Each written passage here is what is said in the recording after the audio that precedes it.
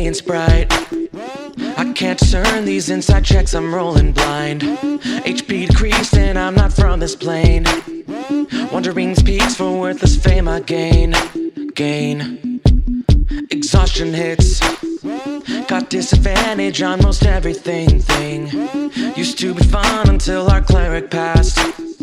Why is the twilight always the forecast? Cause Fey's bright. They stalk us mocking, unapologetic to our plight. Wherever we roam, the plants have teeth to bite. The thorny moaners enter our campsite.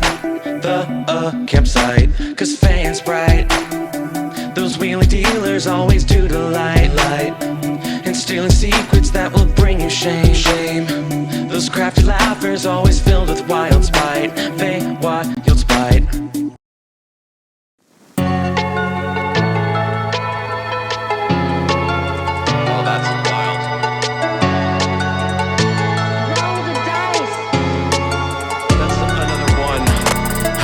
Shaking, I shiver, cursing these murderous heroes. Thick random encounters, unsolvable puzzles, and crazy huddles. Give me time to think. You don't understand the stress I'm feeling. Tying up loose ends, you cut so freely. I lost control over this party. The session's off the rails completely. Let's roll the dice and improv everything. Planning don't mean nothing, I give up GMing. I lost control over this party. The session's off the rails completely. Let's roll the dice and improv everything. Planning don't mean nothing, I give up GMing. I'm so sick of this. This freaking party. What do I need to build to make this night a thrill? Just give me a sign or I rely on a total party kill. Right and save me. I lost control over this party. The session's off the rails completely. Let's roll the dice and improv everything. Planning don't mean nothing, I give up GMing. I lost control over this party. The session's off the rails completely. Let's roll the dice and improv everything. Planning don't mean nothing, I give up GMing. Falling through my plot holes, floating in the unknown. Maybe I don't write the story. Maybe the magic is in we. I lost control over this party. The session's off the rails completely. Let's roll the dice and improv everything. Planning don't mean nothing, that's why I'm GMing. I lost control over this party. The session's off the rails completely. Let's roll the dice and improv everything. Planning don't mean nothing, yeah, I love GMing. Let's just go.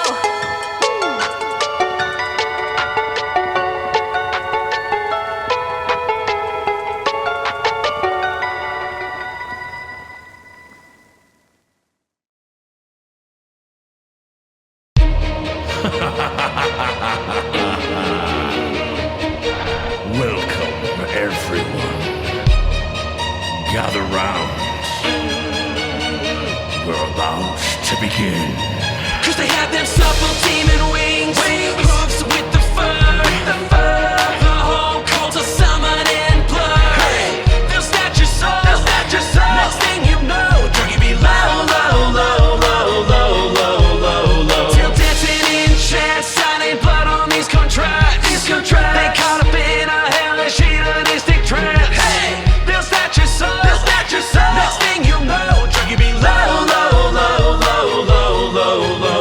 Hey, I never summoned something like this before. This crazy demon's out of control. Had a feeling that I may not get to go home. There's no escape, they stole my soul. I'm down below, they meant to go unpreferable. I'm such a fool. Hold up, wait a minute, do I see what I think I will? They began to start eating my soul. This ain't part of the ritual. Chaos reigns, I'm in big trouble. Tried persuasion, demon said no. Told them I'm enjoying keeping my soul, and that I would trade them all of my gold. Demon just laughed at me, didn't say more. Guess I should be the next contract in full. They had them supple demon wings. Hooves with the fur. The whole cult of summon and blood.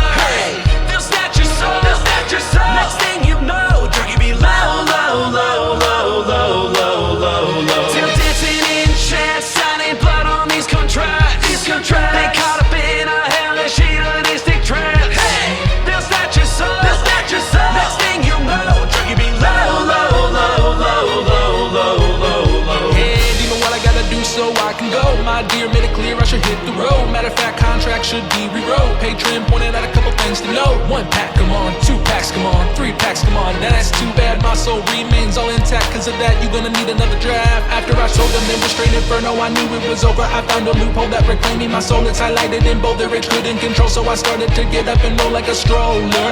Right out the portal, then closed it. Sorry, I had to inform ya. Just keep in mind like a warning if they show you their supple teeming wings, hooves with the fur, the whole cult to summon and blur. Hey, they'll snatch your soul, next thing you know, drug you be low, low, low, low, low, low, low, low. Till dancing in chance, signing blood on these contracts. They caught up in a hellish hedonistic trance. Hey, they'll snatch your soul, next thing you know, drug you be low, low, low, low, low, low, low, low.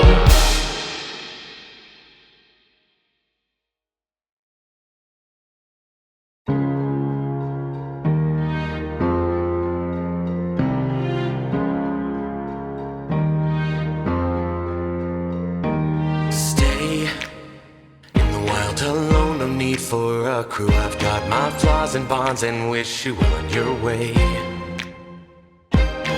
Wait, could I extend a quest full of mayhem? There is something dangerous in the clan. This game warms my heart, proved in the fire as our walls break down. And the years of brawls, every level better as we raise the bar. And I'm on the job, magic items in every shop. So let me win you over, grab some dice, become a hoarder, gather paper and a sword, join with our crew, kill beholders from the tavern on the corner to a battle with unknown. Great adventures fighting ogres, please don't let the game be over.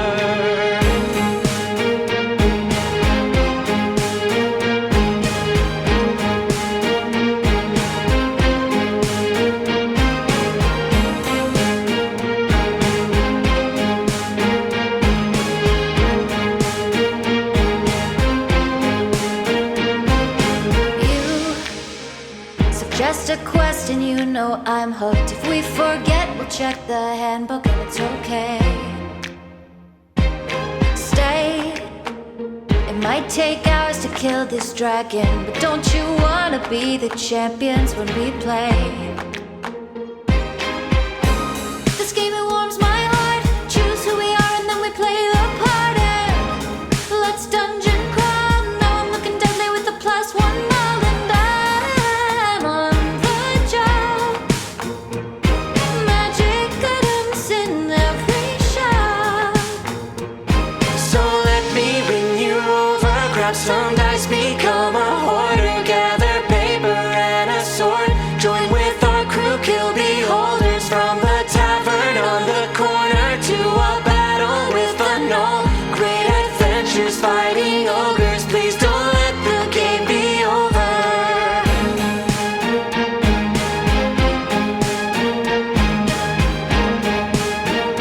Please don't let the game be over.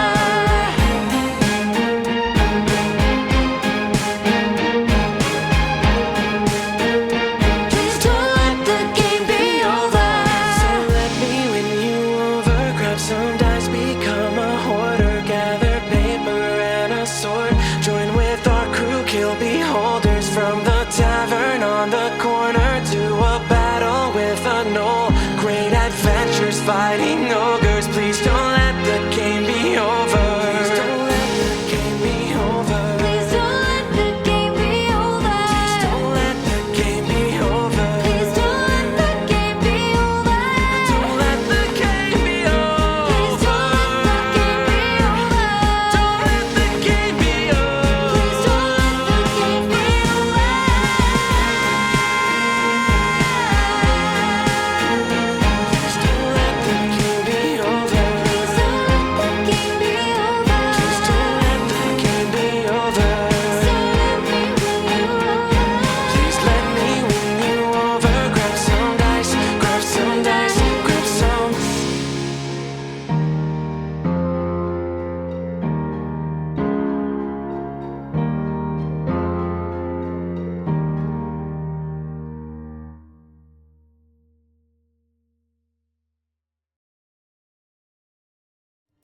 Hubby brought me home Moses.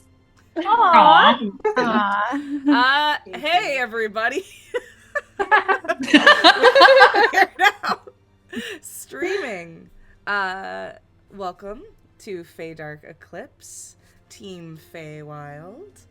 Yeah, we're gonna go around. We have a couple new faces with us today. Oh, I just realized I have to take off the chat box because that's just over Carlina's face right now. Okay. Oh no.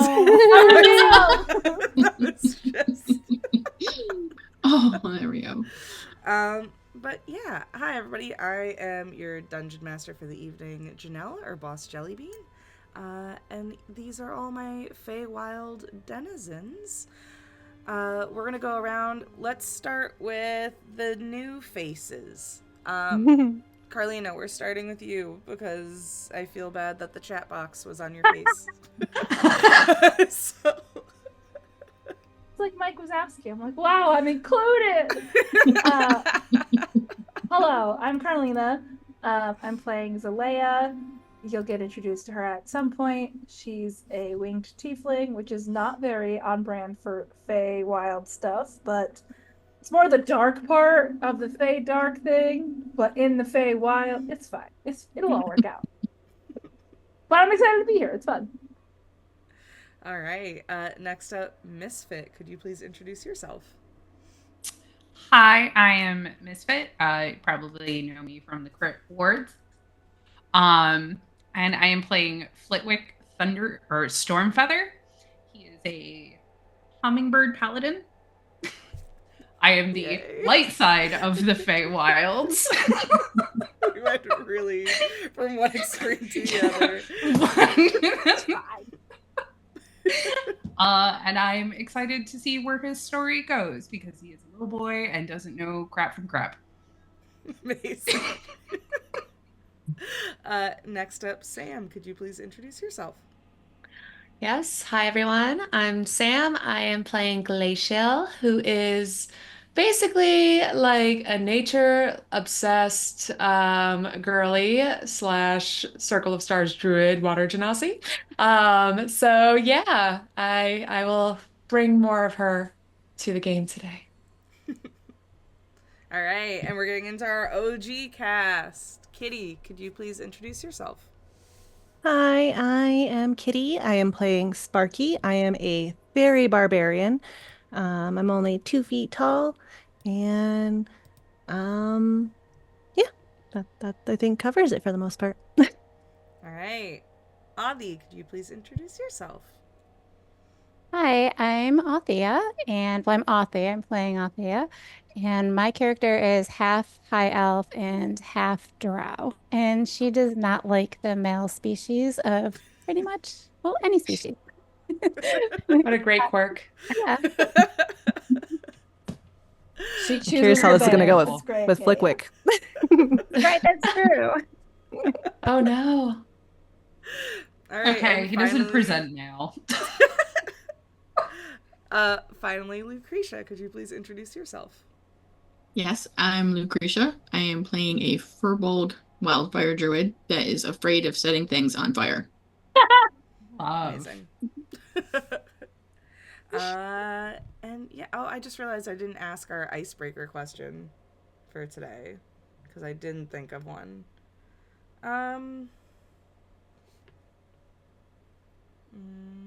We're gonna go with... What's your persona? I'm just kidding. I mean, last time we did... I was ready. We already did that one. Yeah, let's go with everybody's favorite video game. If you could play one video game for the rest of your life, what would it be? Oh, it's hard. Okay, so is it just the one everyone game? in the heart. One game We like or do a top series? Fine. Can there be mods? Series. Can there be mods?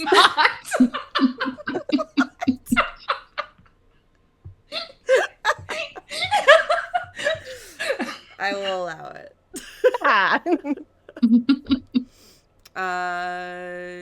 Who wants to go first? It doesn't have to be a specific order. I'll go Kitty? first. Yep. I would play Minecraft over and over because you could put mods on that and play any game. Sure.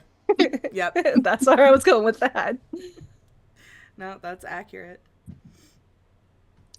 Audie, what about you? Okay, if I had to pick one, One. I would pick Star Citizen only because it's like Okay. a space sim and I love space and that's what I would pick. It's a hard Good choice. pick. Good pick. I know, I thought about it too. Anybody else have an answer? Yeah, I gotta go Marlena Mass jumping in. Effect. Yeah. Mass Effect? Ooh, That's a good one. Ooh, so Very good. I can pick a different romance every time. I can choose Renegade or Paragon each time. I could kill people or save people. I could avoid all the side quests one playthrough. I could play only the side quests one playthrough. This is okay. Asterisk. The expansion is also included. Yeah. All the expansions are Yep. included. It's the Legendary Edition. Sure. I got like 3 I gotta shout out, but I'll choose one in the end, I promise. Okay. My all-time favorite game, experience-wise, was Witcher 3. I was obsessed with Witcher 3. I had the best time playing it. I'm a horror girly, so Silent Hill the entire series is like very important to me. Same with Resident Evil, but more so Silent Hill, especially with it coming out like soon, the remake of number 2. But if I had to replay a game on repeat and not die, it would be Animal Crossing with New Horizons with the expansion that I can design houses for like ever. Okay. So That's a good one too. Completely there we understand. go. That's a good one.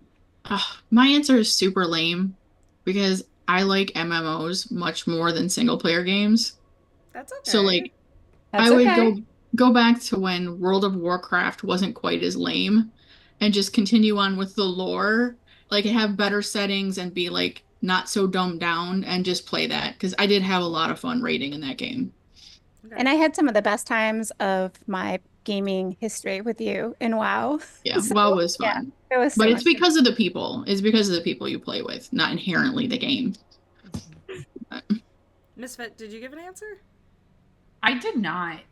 So first off, I'm the outlier here, and I actually don't play a whole lot of video games. Oh, okay. But there is one game that I would return to forever and ever and ever, and that is Fable 2. Good one. That's a good one. It's a very fun game. Love that game. I played it from like start to finish, and it's very seldom that I play games start to finish like that. So that's my game. For me, it has to be Pokemon because that has shaped me as a person. I do not Which Pokemon? all of them, Oh. like all of them. Yes. Okay, so the Okay. whole all of of them. the Okay. above. All the broken, janky ones. Yes. Yeah, everything. It's I like how an no one said Baldur's experience. Gate 3. I know, surprised no one said that one. I mean, I like that game a lot, but I haven't finished it yet. Yeah, I mean, me here's neither. the I'm kind of thing. overwhelmed by Yeah. it sometimes. We're also Yeah, me playing too. it right now. It's Dungeons Yeah, and Dragons. Exactly. Yeah. Yeah, basically. So, like, there are other ways to play that specifically. Just add more Asterion. Yeah. Exactly. Yes. Yes. 100%. All right. Well, with all of that out of the way, I guess it's finally time for us to dive into Feydark Eclipse. We'll be right back.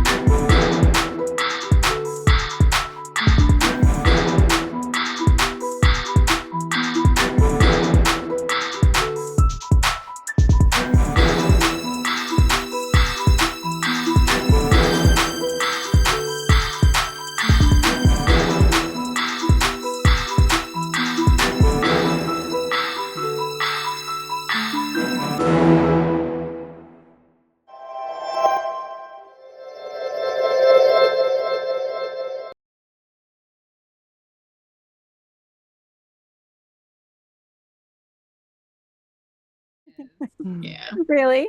And we're back. So soon. That was fast. Hello. I mean, the intro isn't that long. It's like a minute. Right. All right. So I should get us back to where we left off. Oop. Nope. Click the wrong button. There we go. So we left our players last game in the middle of the Feywild Trails. You had traveled here to find the Oak Princess, the Archfey Veranestra, as you had incurred a favor of hers. After delivering the Crown of Prophecy to a questionable establishment back in the city of Starlight, Estraslian, you guys had traded it for this favor of an Archfey. The only caveat being you had to go find her to collect it. While that was happening, you guys ran into Glacial, a person who had been searching for a group carrying a specific stone. We saw a little bit of a glimpse into Glacial's dreams, where she was beckoned by an icy, mysterious being and was sent to find you based on those instructions. After talking a little bit, Glacial and Sparkles found that they knew of someone in common. A fire genasi that Glacial had been searching for, who is also supposedly somewhere in the Feywild Trails. You all made your way deeper into these luminescent, dark woods where there are these neon mushrooms growing on either side. You ventured deep into the forest until there was no more light from above, the branches closing in all around, and you had found a party. There was a lot of dancing,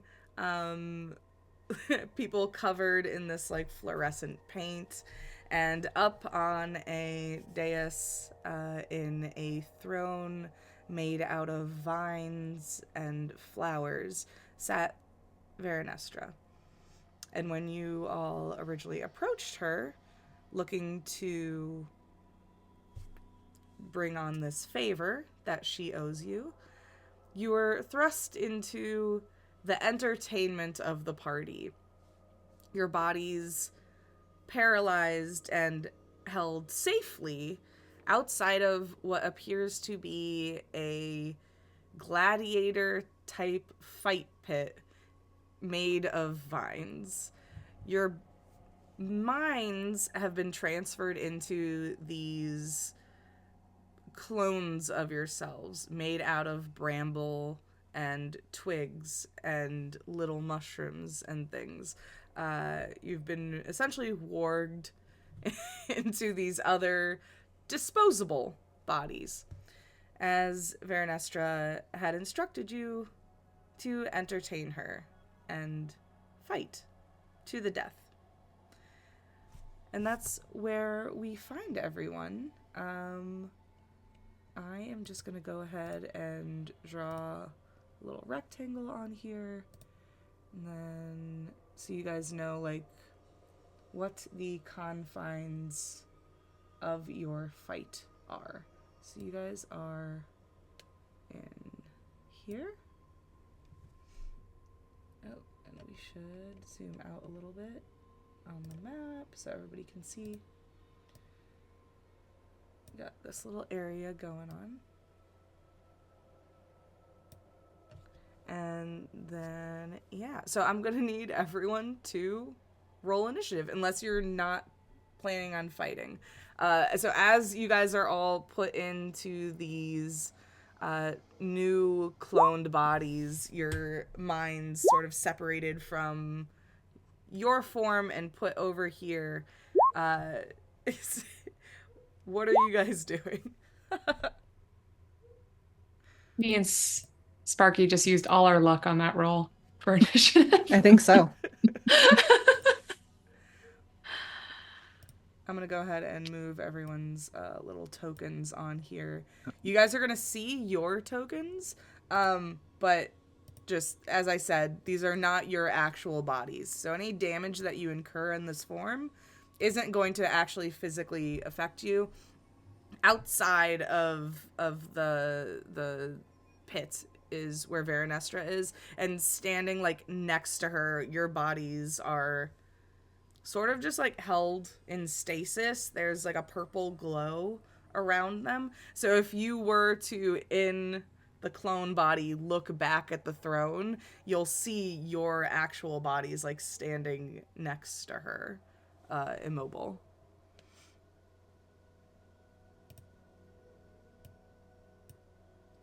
Also, that you guys are all on this side, the 4 of you.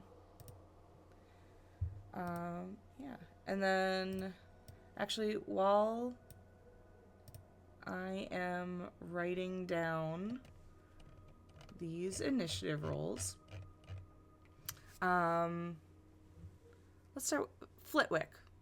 As this is happening, as the entertainment is about to begin, could you describe to us your character and where they are in this situation?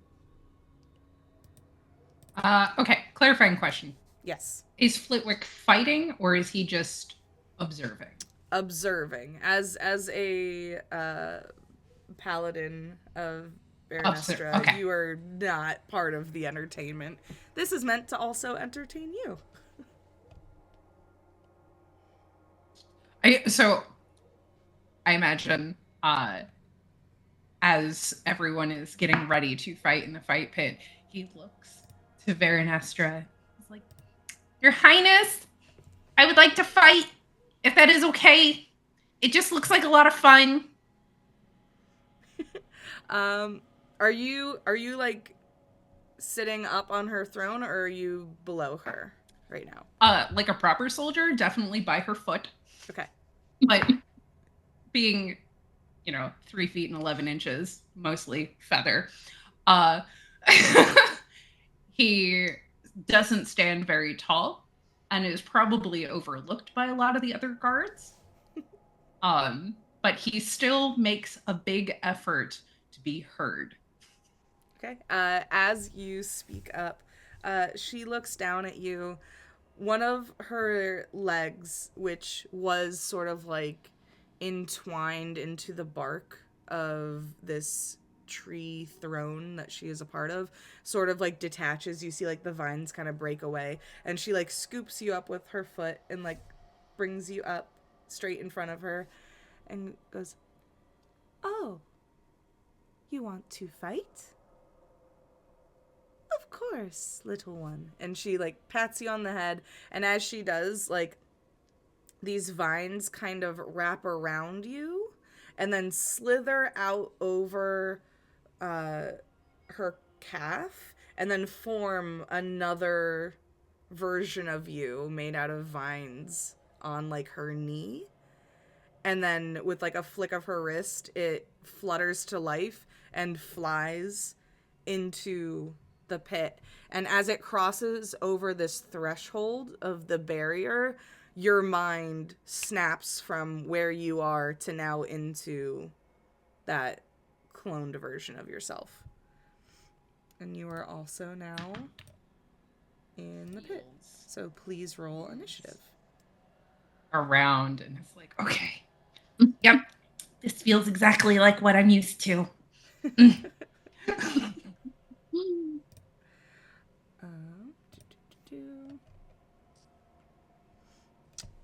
me grab a notebook real fast. Oop. And then while I'm doing that, Zeliana, could you please tell me where you are during this fight and what you are doing, as you are one of the party goers tonight. Yes. So I think this is kind of a situation where obviously I don't look like anyone else. But I think because of this stature, I think I'm either probably like on guard for the bodies that are in the fighting ring, but still able to observe.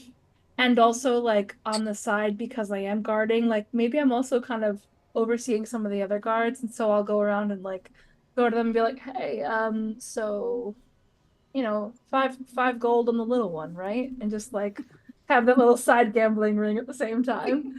As you do that, you walk up to a little, it looks like a purple mushroom, and it has these like very droopy brown eyes that look up at you. And then you realize that like the mushroom cap is actually like a huge hat that is draped over this very tiny being. And you can see like these two little like pointy gnome ears that are like sticking out from underneath. And he looks up and he goes, "Wait, 5 on which one? 5 on which one?" The smallest one. He looks over. He looks over at the gladiator pit at a tiny bird and a tiny fairy. It's like, there's 2 really small. Which one? Which are you just saying? Are you saying 5 on one of the small ones to win, and then so I could have 5 on any of the big ones? Yeah, let's do that. He like looks at the ring, thinks about math wise how it favors him a lot. It's like, okay. And he I goes hold up to my like hand shake to your shake. hand. Yep, I hold up my hand to shake. As you guys shake hand, there's like a little bit of like a fey binding because that deals here are currency. And it is sealed. You have 5 on one of the small ones to win. Incredible.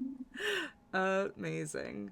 Flip a coin on which small one it is. Or roll some dice, you know? Or roll some dice. Wait, so 20. You guys all rolled so good for initiative. I know. Between Sparky and Flitwick, who has the higher dex modifier?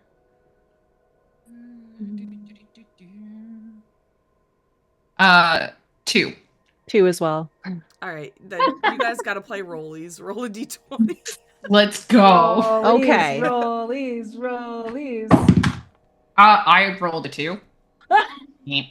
Oh, I got With a 6. 6.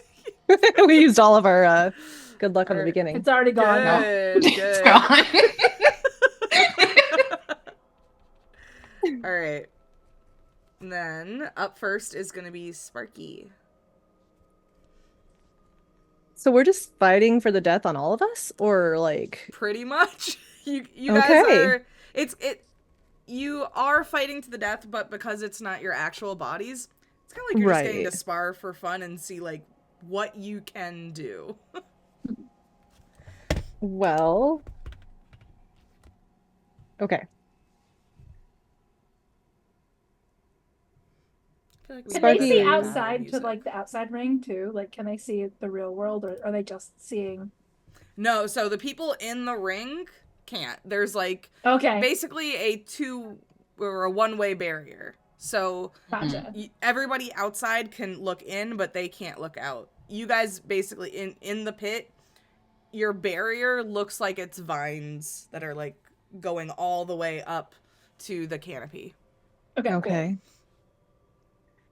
So Sparky first, she's going to be looking around, figuring out who is going to be her biggest threat. And I think she realizes that the little 3-foot hummingbird is definitely going to be her biggest threat. So she's going to probably go right with her axes and just go straight for a hit, I guess, as she rages. And she's going to attack recklessly as well, because she's reckless. She's a little fairy. She's going to go for it. So I'm really sorry, Misfit. That's okay. It's okay. I knew what I was getting into. All right. So at this point, what do I do? How do I do this? What do I press if I'm going? I just do the axe, right? The great axe. Yep.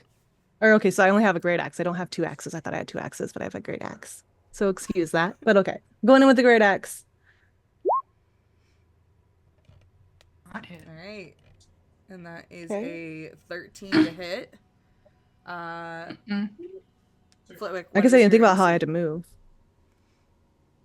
Huh? Do I need to move or anything, I guess, too? Yeah, you would have to run over there or fly over there. Okay. So I will go ahead and move you. What's your little baby fly speed? It's so cute. Yeah, I'm gonna fly. I'm gonna fly over there. My wings are going with my big axe the size of me. What is your fly speed as a tiny fairy? I think it's 30. I believe it's 30. Yeah. Damn, you're fast then. Oh Yes. shit. Okay, cool. Oh wow, we have the same speed. And we're probably have a lot in common. We're gonna be really good friends after this fight. Yeah. Right? We're gonna become best friends. After this fight to the death, we're gonna be besties. Sorry, Flitwick, did 13 hit or no? No, not at all. Okay, so Sparkles, as you fly towards this little hummingbird, this little armored hummingbird, and you take your axe and swing. Flitwick, do you think you would dodge out of this, or is it like you can just I think Flitwick is so confident that he just steps aside and lets the axe come like straight in front of his beak and is just like Basic. Sparky, do you have one attack or do you have two right now? At this You're level? raging, so you should have two. You should have I two. think you have two. At level 5, you get 2. Oh. You may Shows how much I attack know about if my. you want. I do have 2 rage. So I'm gonna attack again, I guess, with the axe again. Just because now she's angry. Now she's frustrated. He just did the whole and now she's like, I'm gonna go for more. Yeah, now he's just standing there like, come on, bring it. Bring it. Let's go. So that's a 26 to hit. I assume. Oh, that hits. hurts. That hurts. For 2 rage and 8 slashing damage. I'm not sure if you have any thing that affects slashing damage or not, but I imagine Sparky gets super angry at the sidestep and just like you see the rage, like this little fairy's face turns red and she comes back down on you with an axe and like solidly gets you in the shoulder. Oh, okay. Oh, okay. You're a lot stronger than I thought you were. Sure. Like tries to like get out from underneath the axe. Pull the axe right out of your shoulder. Some wood chips fall off. There you go. Yeah, because you guys are all shrubs. So. Well, that's right. There wouldn't even be any blood. No blood. Next up is Flitwick. Now you get to respond to that. Oh, now I'm scared. You know, I should switch our view to battle mode. There we go. Yeah.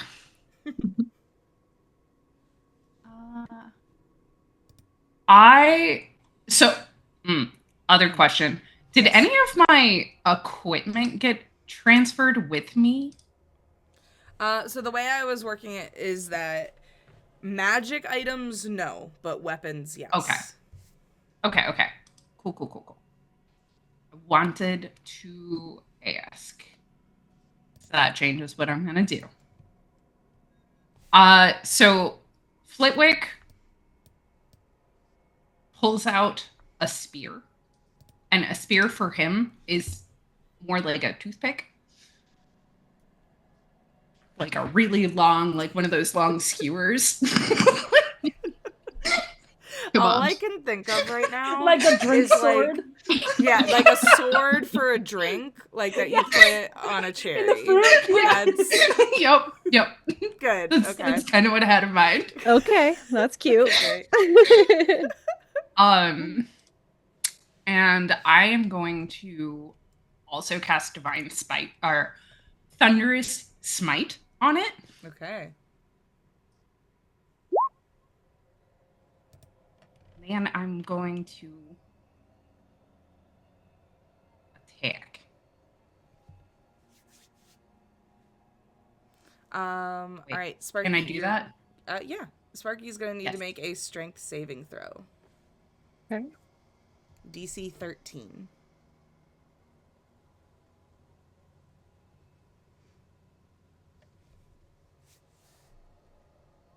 Did I do the right one? Yep. So as Flitwick comes down at you with the tiny sword, you like kind of dodge out of the way, but you see that there is this like boom that comes out around the sword as they jab forward. It's almost even like a delayed reaction, like they stab and then 1, 2, then you see like the sonic boom come out from like their movement with the blade. And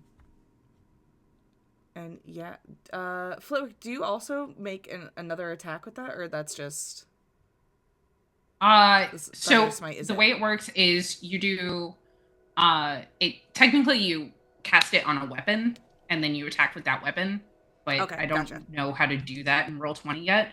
And then if it hits, they get the weapon damage plus the added damage from Thunderous Smite. Okay, so you and also do then a they regular get knocked attack then, backwards. for Yes. if you so you roll your to hit then. Oh, okay. So with a 23, I assume that hits, but correct me if I'm wrong.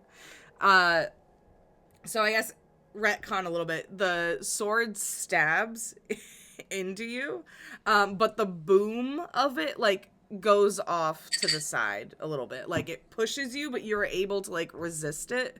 Okay. But you can tell that if that were to happen and you were to like miss your footing, that would hit you with a whole other kind of damage. And that is 5 piercing damage to Sparky. Okay. And so I would take that from my whole hit points, right? I would take a Yes. subtraction of 5. Okay, sorry, I just want to make sure I'm following. You're good. Flitwick, did you have anything else you wanted to do on your turn? And then he's going to flutter back like 5. Okay. Do you guys have control over your things, or do I need to move it? I did not try, so I don't know. Okay. I can't don't move have yet. control. You guys can't No control control. yours? Okay, No. hold on. Let me fix that then, real quick. But as I am fixing that, it is Glacial's turn. All right. First off, I don't think we appreciate links in the chat, y'all, to other things. Just saying. Yeah, don't do that. But that aside, Glacial is kind of feeling a little bit rage against the machine today. Not vibing with the fact that we are, even in leaf form, are being made a mockery, are these creatures of pleasure's entertainment. So she's gonna walk herself, if she can move herself, to the middle of the... Nope, does not want to move. Wait, really? There I we just go. gave you- Hey. To the middle of the whole arena. We'll just go there. And she's going to cast Fog Cloud around the whole space. Oh no. So yes, it does cause chaos for us, but it should obscure the entire fight for everyone watching. That is an Nice. amazing move. What is And I'm the just- radius of Fog Cloud again? So it's about 20-foot radius of fog centered at the point within range. That's the Yeah, whole it's thing. about most of the arena. Yeah, Yep. 120 feet range altogether. So, All right. I'm not gonna bother putting. like some It people, up, like 'cause it is Flitwick's the arena, butt might really. be showing. I don't know. Beautiful little wings. From where you are? Yeah, Well, I guess. I'm casting it from me. Okay, hold on. Then let me. It's not perfect, but it's It's cloudy pretty dang now. close though. That was a good move. Here we will do the fog cloud in blue for glacial. Oh, oops. Okay. I think that is going to cover something like that. Oh, this needs to move over a little bit. Oh, nope, what happened? That moved the entire map. Not what I was going for. Oh, that's because this is on... Hold on. This needs to go on the map layer. Okay, so Flitwick's beak, and then we can still see Zinzana and Athia. Okay.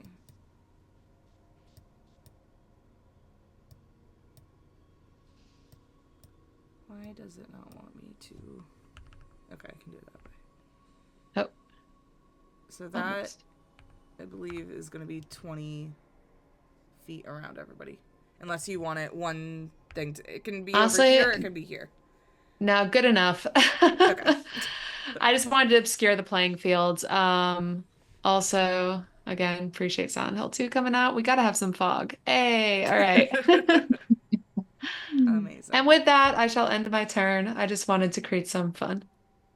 Okay. I like it.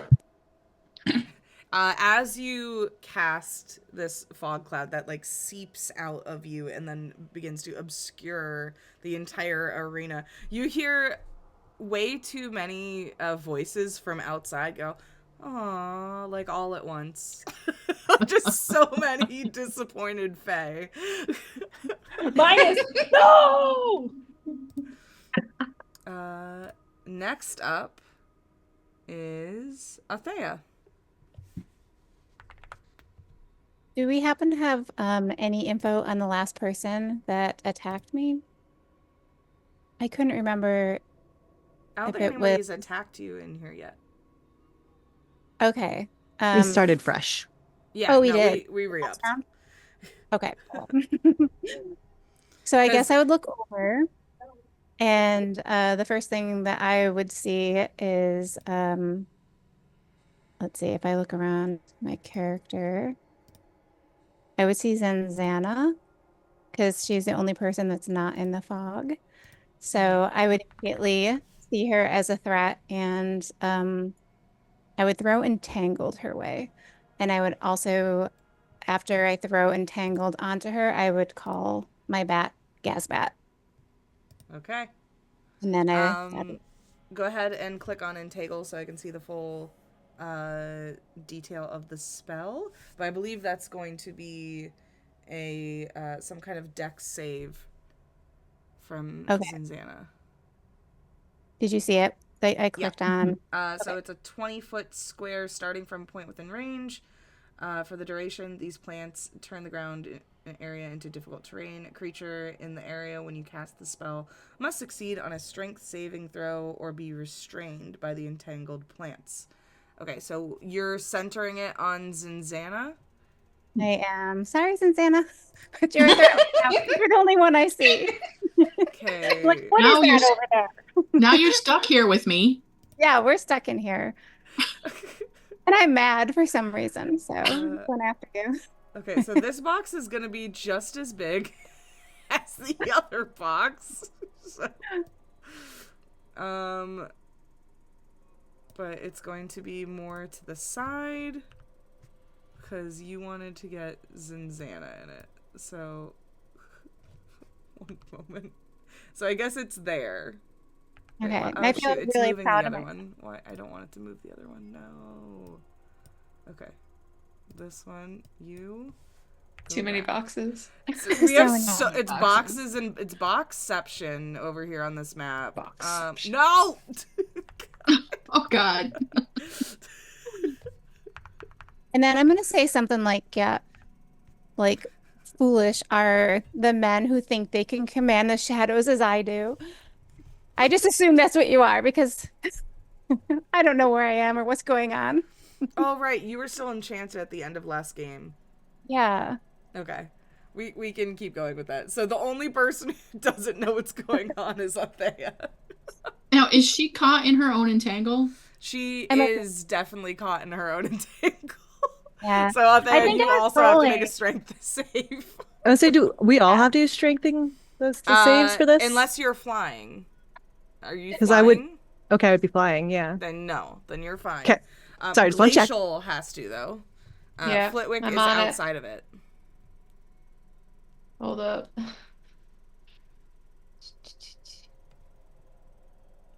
And then at the end of the round, last session, I was rolling to see if I knew what was going on. Do I still do that? Yeah, go ahead and make a wisdom save. Okay. I got an 18. Okay, then you're not impeded by the plants. It was just too foggy, and the plants just couldn't see where to go. Yes, plants that definitely have eyes and use sight. Ooh, 19. I Sentience. think I might have like woken up from my Yeah, you finally. Althea, you cast Entangle, and these vines come out from where you are and wrap around Zinzana's ankles and try to wrap around Glacial, who just very, like, casually steps out of them. But as they wrap around you, you pull yourself out of the enchantment with your own spell. So now you're standing there in your own vines, and you can recognize all of your friends now, and a new person. Okay, am I able to, as a side action, bring up Gazbat? Yeah, absolutely. Okay. Your little bat comes up. It is made out of, like, acorns, though, that have been, like, stuck together, and it has like some like little mushrooms growing out of it. But it is Gazbat. I want one. Oh my god. It's like the perfect fall, like, little plushy guy, you know? That would make a good plushie. That's it. Next up is Zinzana. Well, so Althea is the only one I can see. Yes, because you're obscured by fog cloud. Okay. And trapped in vines.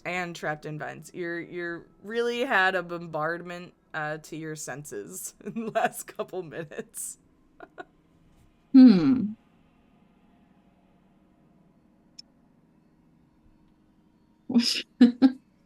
mean do I want to be? Yes. Mean. Let's do it. Mean. Okay. It is a fight to the death, so It is. And it's not like we're actually going to die. Right, okay. It's safe. It's fine. It's ish, sure. I'm gonna cast Call Lightning. Nice. So sick. Take it back. Yeah. And it will cover the entire area. Oh, goodness. So I'm gonna call down a lightning bolt on top of Althea.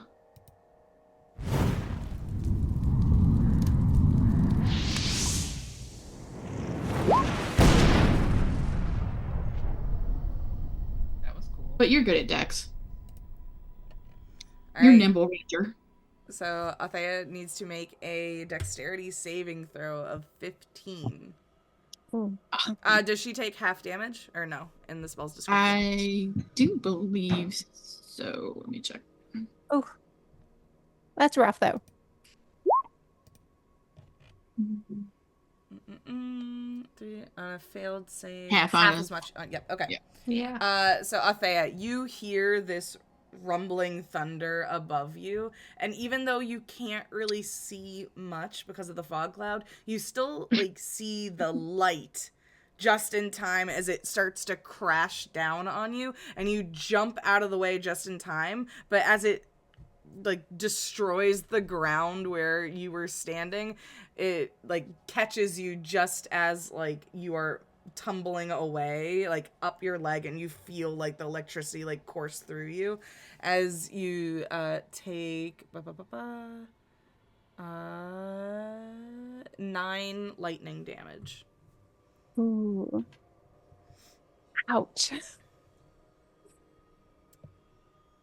Okay. Back on the sidelines of this fight, Zalea, you are watching this happen, and then your view gets impeded by this fog cloud. Very upsetting. But you do see that last strike of the lightning that crashes down, and you can hear the scuffle inside. Is there anything you want to do from outside of here? Around you, you see that there are a lot of disappointed people because this is supposed to be their entertainment. Oh for the night. man! And you notice that the Oak Princess looks upset, bordering on angry that she may take action soon. Okay. Oh man, I don't even know. I don't think I have anything that I can do to like make it change the situation. But let me okay, I'm gonna turn to her and just talk to her about the situation. Don't you have control over this whole thing anyway? What if you added a little elemental surprise inside? You know, the trees are good for clearing toxins. Maybe they can provide some type of clearing, or maybe the whole thing gets raised and elevated. Listen, just between you and me, I really want to see this fight too. So, like, if you just want to, you know, nudge them all up, or create a gust of wind, you know, some gods, surely something can, you know, kind of sway things in our favor, right? As you say that, you see that it causes her to like start thinking intensely, and then she reaches out a hand, and you see that a seed starts to form, and she hands it out to you. If you could plant this at the border. Oh hell yeah! I take it. I'm running. You take it. I see the guy I bet with, and I'm still like. He's watching you run. Like, if you can't cheat, you can't help them. It's like you run by. Are you gonna go plant this at the edge? As you said? Oh yeah. Okay. Yeah, I'm gonna. Can I plant it over on the corner where Flitwick is? Yeah, absolutely. Okay, if I like whisper in through the vines, can they hear me or no? Yeah, they can hear you. Okay. It's just that they can't Amazing. see out. I'm like, I got gold on you, little guy. Don't let me down. Come on. This goes against my nature, but okay. I just kind of look around and wonder where the sound is coming from. I'm assuming that they're talking to me. Right? Yeah, I don't know. I heard little guy. I'm little, right? I don't know. Okay, I am going to need you to roll. I believe it's a D10, but let me double check. Oh, there it is. 1, 2, 3, 4, 5, 6, 7, 8, 9, 10. Yeah. Okay, roll a D10. 7. Okay.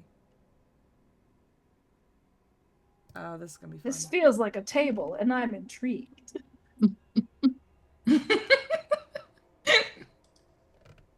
Okay. What have I done? Everything and nothing. This is gonna be great.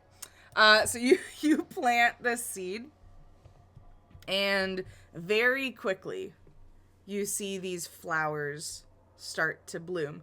They look similar to a lily, like the bendy petals, the long slender ones. It is like a white petal in the middle, and then fades to an orange, and then on the very tips like a burnt umber. Ooh. And in the middle there are these like neon orange pollen fronds, and they start to bloom very quickly in vines that like scatter out from where Flitwick is. We'll say that they probably get like 10 feet out, so it encompasses Flitwick and Sparky underneath you guys. And as they bloom, you both notice that the ground, which is covered in vines, starts to ignite into flames as a fire erupts wherever these flowers are. And as the fire ignites, you see that the like fog cloud, the mist, starts to very slowly get absorbed by them, as if how oxygen eats up or is eaten up by a flame. This seems to be eating up the fog. It's not going to be gone this round, but it's going to get smaller, and then potentially as the flame gets bigger. So we're going to have another box just to add to our... It's going to be a box of flowers. So this is a box of fire and flower, which kind of sounds like a book title. It does sound like a book title. The blank of blank and blank. Yeah. Exactly. And then the fog cloud is also going to get smaller. Oh my gosh, trying to select the individual boxes in this is a nightmare.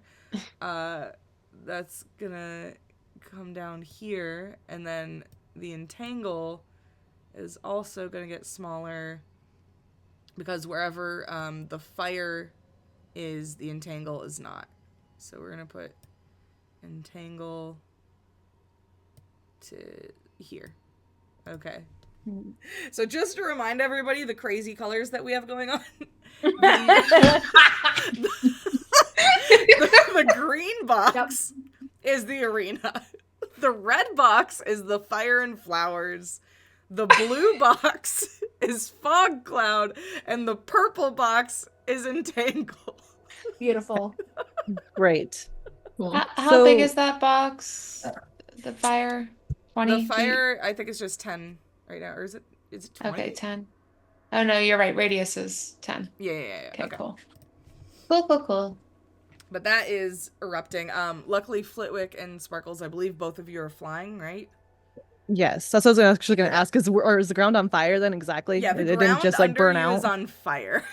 Okay. Great. Rad. Yikes for everybody else. Yep. Sorry for our non-flyers. Right. This now.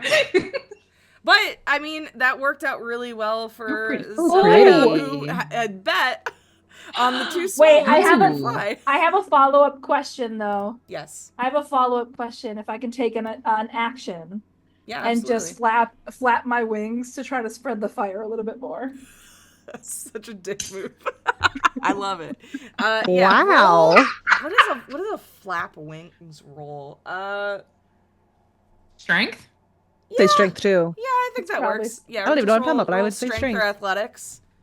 Yeah. They both that'd be a good suck, one. so this is gonna be great. Okay, well. 5. That's pretty bad. I got a cramp. I'm like, oh. So this is what happens. You plant these seeds. Flowers start blooming. Fire ignites. It's looking good for you. You look back. You see Veranestra looks happy, delighted even that you went and did this for her. You seem to have garnered her favor.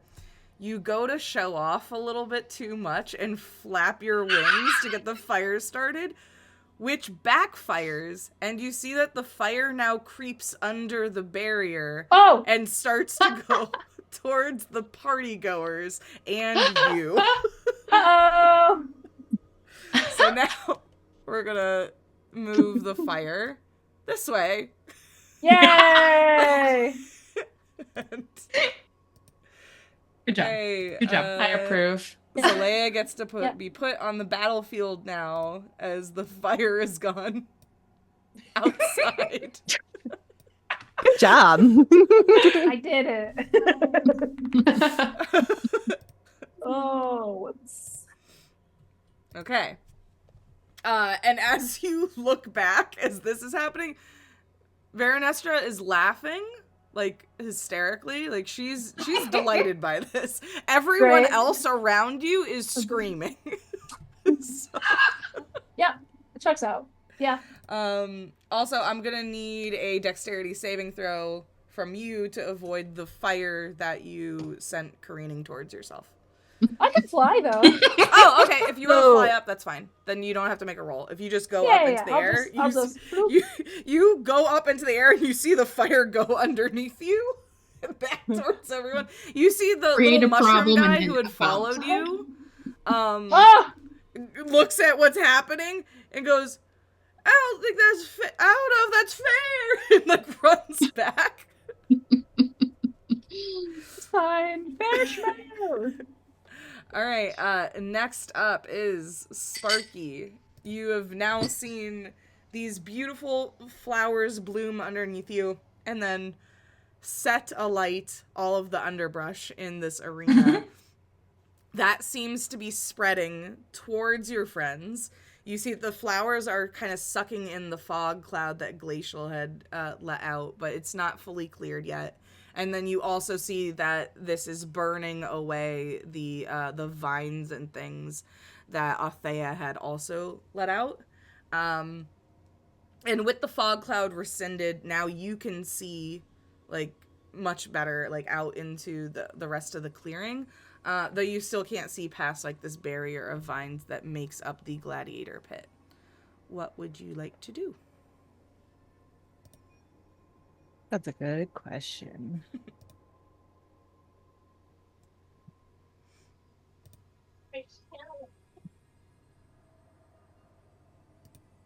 Sorry, thinking. No, you take your time. There's two ways I could go. I could stop the fire with using my axe to try and like cut the vines, right, and try and stop it. Where's the fun in that? Right, where's the fun in that? So I think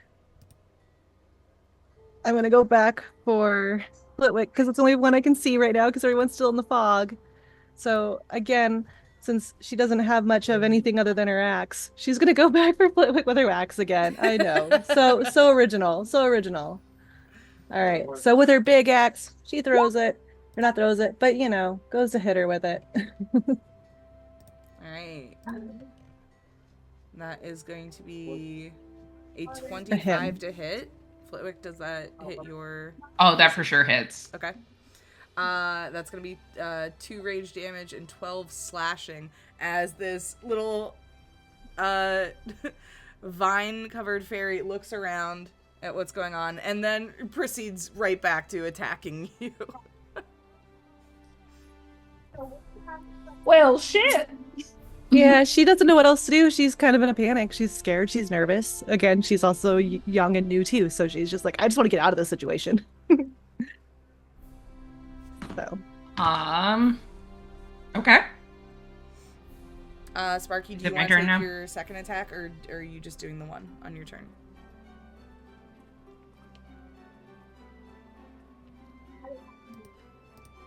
Does she now know that Zalea, is that right? Did I say that right? Does she know that Zalea is a part of this too?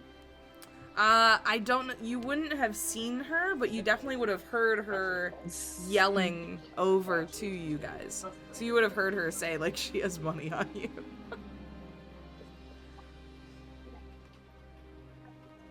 So us fighting against each other probably isn't all that great on you. Nope. That's okay. I just bet on the general little guys, I didn't specify.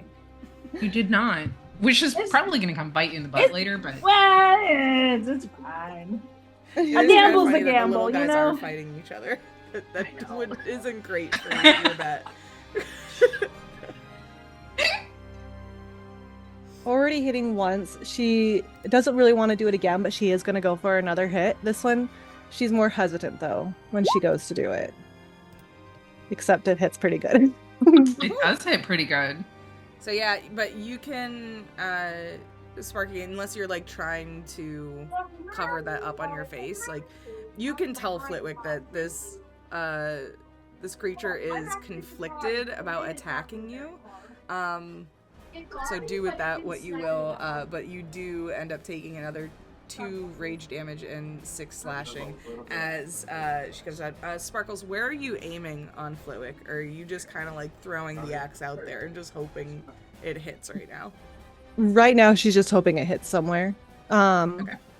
Just kind of going for it. So I guess if it makes it easier, we can go for maybe like the arm or something like that. She's just aiming. Okay, just recklessly attacking and like cuts into the other arm opposite of where the last round got you. It's like hanging there by little like wings are vines, flapping, just like flapping. You're trying to stay up.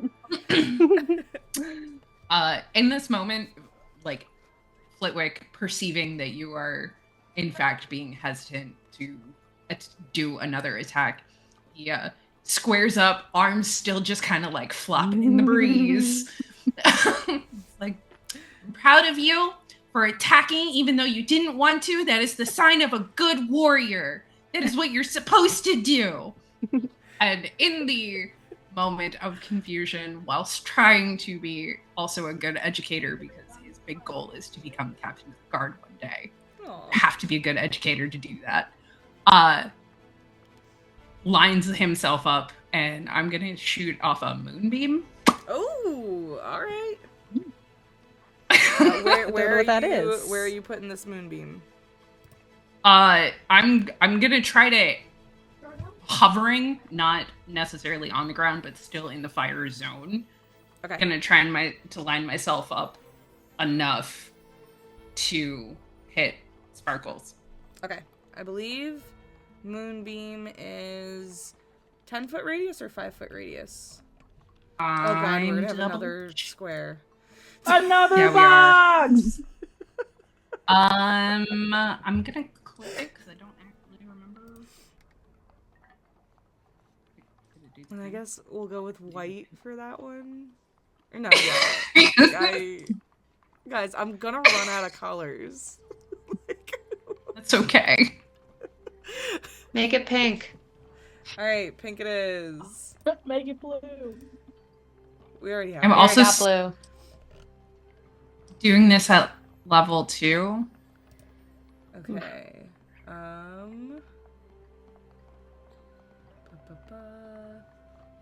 So it's a 5-foot radius. Okay. With a 120-foot range. Okay. Where you're aiming at, like, on Sparkles is what you said, right? Yes. Okay. And I need a saving throw. It doesn't want... Okay. It's gonna... It doesn't Alright. I feel like we're making like an abstract art piece with these boxes. I love right it now. though. That's great. It's too many. Alright. What kind of saving throw do you need? I believe... Constitution. Okay. DC 13. Oh. So this moonbeam comes... Sparkles, you look up and you see the moon breaking through the canopy above you, and then this blast of energy comes down on top of you. But you are kind of able, once again, similar to the thunderous smite when you felt it go past you, this also kind of like rains down, and while it still hurts, you are able to take the brunt of it and not be knocked down. Okay. Not even knocked out of the air. So I believe you still take half damage though from that, which is going to be 4 radiant damage. Okay. So you kind of feels like you're getting a tan in this moonlight. A moon tan. From the moon. You're getting like you feel like your skin gets really warm. It's like, what is happening? But instead of getting like golden brown, it's like kind of turning like a silvery color a little bit. Okay. As this radiant energy is just being soaked into you. She'd definitely be looking at her arms like, ooh, I'm even more sparkly because I'm already beautiful. She's gonna love it because she's sparkly and it's gonna make her all so luminous and sparkly here. Yeah, you're just like all luminescent now. It's like you took one of those glitter moisturizers and put them on. And you're just... Yeah. Flitwick just made you just glow. Flitwick, is there anything else you would like to do on your turn? I'm going to fly up 10 more feet. Okay. Yeah, there is no ceiling to the gladiator pit. Okay.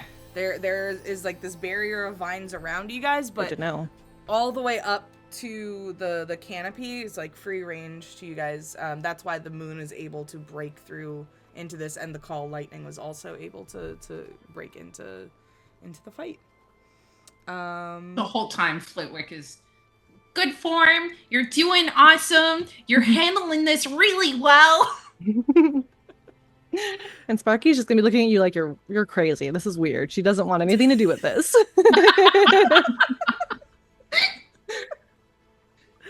Amazing. Next up, Glacial. You can't see it, but you hear the battle commencing around you. You can kind of tell on like the borders of your vision that something is absorbing your fog cloud, but you're not necessarily sure exactly what yet. You can see the very edges of a fire creeping under the fog, and like this glow of orange on the ground creeping towards you. Lovely. What would you like to do?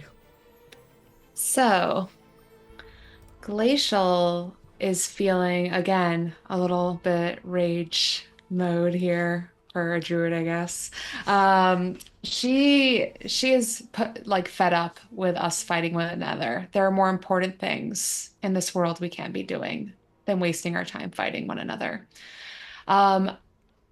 Glacial's gonna step out, obviously away from the I'm probably gonna have to roll again because of the vines, but she's gonna step out towards this corner potentially. Okay. Yeah. Do I need to roll again? You don't need to roll again, but what you have to do is you walk at half speed. So Oh, you okay. only have Well, that 15 works feet of because movement, which I think is fine. Yeah, you up. I'm definitely under that. Okay. I would like to try to attack the vines. Yeah, go for it. Specifically with Dispel Magic. Okay, I think that just does it, right? Go ahead and throw Dispel Depends on the Magic level I do it at. So I guess level 4, y'all. Alright, yeah, as you go ahead and cast a 4th level Dispel Magic, the vines that Althea had created start to shrivel up and just recede back into Oh, the not ground. those vines. Oh, no? No, Which the ones border. Oh! I want to bust our leafy asses out of here. Interesting. Oh. Let me read Dispel Magic for a second.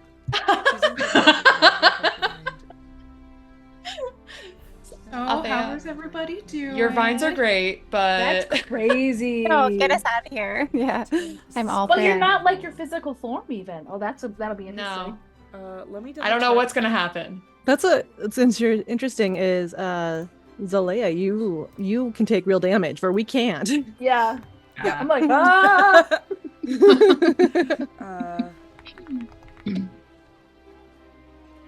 Starting the War of the Fae. That's Today. such a good No. move, though. It's such a good move. Okay, so the spell that she cast to put y'all in there is... It is a power move. I a did 5th cast it at level spell. 4. So I believe you still have to roll for it. When you cast this spell using a spell slot of 4th level or higher, you automatically end the effects.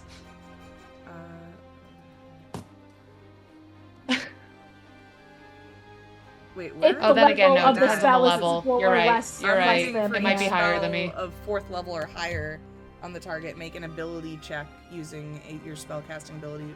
Okay. DC equals 10 plus the spell's level. So this is a 5th level spell because it's a Wall of Stone, but it's Wall of Vines because she's Okay. an oak princess. So go ahead and roll your ability check with a DC of 15 to be able to break through these vines. Oh gosh, I hope this works. I didn't waste all my luck. I think Ability yours check. is wisdom, right? Because you're a druid? Yes, it is. I think. Hold up. Yeah. Yeah. Okay. Oh, praise to the D&D gods. Yeah. Okay. So, with the 24, as you go to dispel the magic in front of you, at first, you kind of see that, like, you get some of the vines to go away, but then they, like, crawl back like snakes and interweave. And then as you like concentrate more, they start to like shake and just like disintegrate in front of you, and then that disintegrating effect starts to spread across the entire wall until the entire front portion where you are is just gone. And you can now see out into the crowd, and past the crowd you can see Veranestra sitting on the throne, just looking surprised. Do you take any steps outward yet, or no? Or are you staying where you are? I'm gonna... Well, I already used most of my movement because of the mines. So I'm just gonna be at the edge here for a moment. Okay. Next up I don't think... Actually, do I have a move? Hold up. I'm sorry. Here I'm gonna double check that I didn't. Yeah, I used up all my movement, basically, Okay. if it was half. Okay. Next up is Athea. Yes, do I see the fire? Like, am I in the fire? So you, on this map, you're right here. Yep. So you still have this fog cloud around you, pretty much destroying your view of where the fire is. So I think because there's so much space between you and the fire, you would not see it from where you are right now. You are on the very edge of the fog cloud, though. So if you like took one step back, you would be able to kind of like see out to like over here a little bit. And you would see the very edges of this wall that Glacial has taken down, because how on earth am I gonna mark this on this thing that this is gone? Wait 1 second. So I guess no, I'll use colors. I'll use a darker green. So this, no, I don't want a square. We'll do freehand. All right. That's not changing to freehand. Why is it not changing to freehand? Just squiggle it. Oh, there it is. Okay. This is wow, I am destroying. These maps are by Grim Maven, and thank you so much to Grim Maven to donating our maps. And I'm so sorry that I've been drawing all over them all night. But they're so pretty, and thank you. So the front of this green box isn't there. So you would see the very edges of the border destroyed. Okay, I think I'm gonna reach up and put my hand out to call Gazbat down and do a little whisper and say, can you fly over and see if that's a possible way out? And I'm gonna use my move action to start heading that way. Okay, so you start walking towards this exit, basically. Gazbat flies out in front of you, and as he crosses the border, he is, like, eviscerated. But this is the plant version of Gazbat. As this version of him is destroyed, you hear his little chirping farther back near Veranestra, next to her throne, where all of the other bodies are in suspension right now. So he kind of like chirps up to life, like on the motionless version of you, just like cocooned on top of your head of your like unconscious self. Yeah, you hear him. So you see it. You see like the plant body, and then in the distance. Okay, so my body kind of fills with anger. I'm like, who did this? And I'm just going to move as much as I can forward. So I think that's I already took my move, so I think I'm about as far as I can go. Okay. Then yeah, you walk to this border, and that is your turn. Next up is Zinzana. So similar thing, you're also on the edge of the fog cloud, and you see everything that happens right now with Athea as Gazbat is destroyed and reappears verbally somewhere else, and you see you see Althea making her way towards this opening in the wall.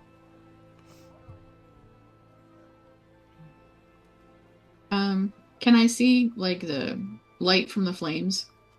So you also cannot see them because that is all the way on the other side of the fog clouds. That would be too obscured. Okay, then I'm just going to... I can see where the wall has broken apart. Yes, you can see, like, because there's this very little sliver of over here where the fog cloud isn't. So you can kind of see down this little corridor of this opening in the wall. Can I target the wall with Call Lightning? Yeah, absolutely. Okay. Where are you aiming? Like, closer to where you are? Like... No, I would say down here. Okay, yeah, absolutely. Go ahead and roll for it.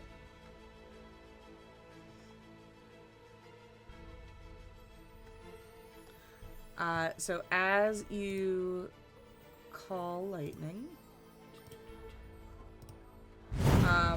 you see that it crackles down from above right onto that corner, and as it like takes out a portion of this corner going into the other side that was still up, you notice that the vines closer to you are starting to reform the wall, or at least attempting to. The ones on the other side that like start to do that then get like eviscerated by Glacial's dispel magic, as if that is like slowly kind of seeping into the barrier as like a disease going around in these plants. Okay. So you have cleared a good amount of that up to, we'll say, I'm so sorry about my drawing.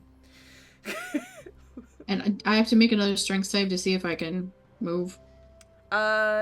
You were trapped in the vines, right? Yeah. So then yes, you have to make another strength saving throw. God damn it. Nope, you can't move. I'm not going anyplace. Oh no. Alright. Then that'll be it for me. Alright. So as that happens, we get to Zalea's turn. On your turn. Okay.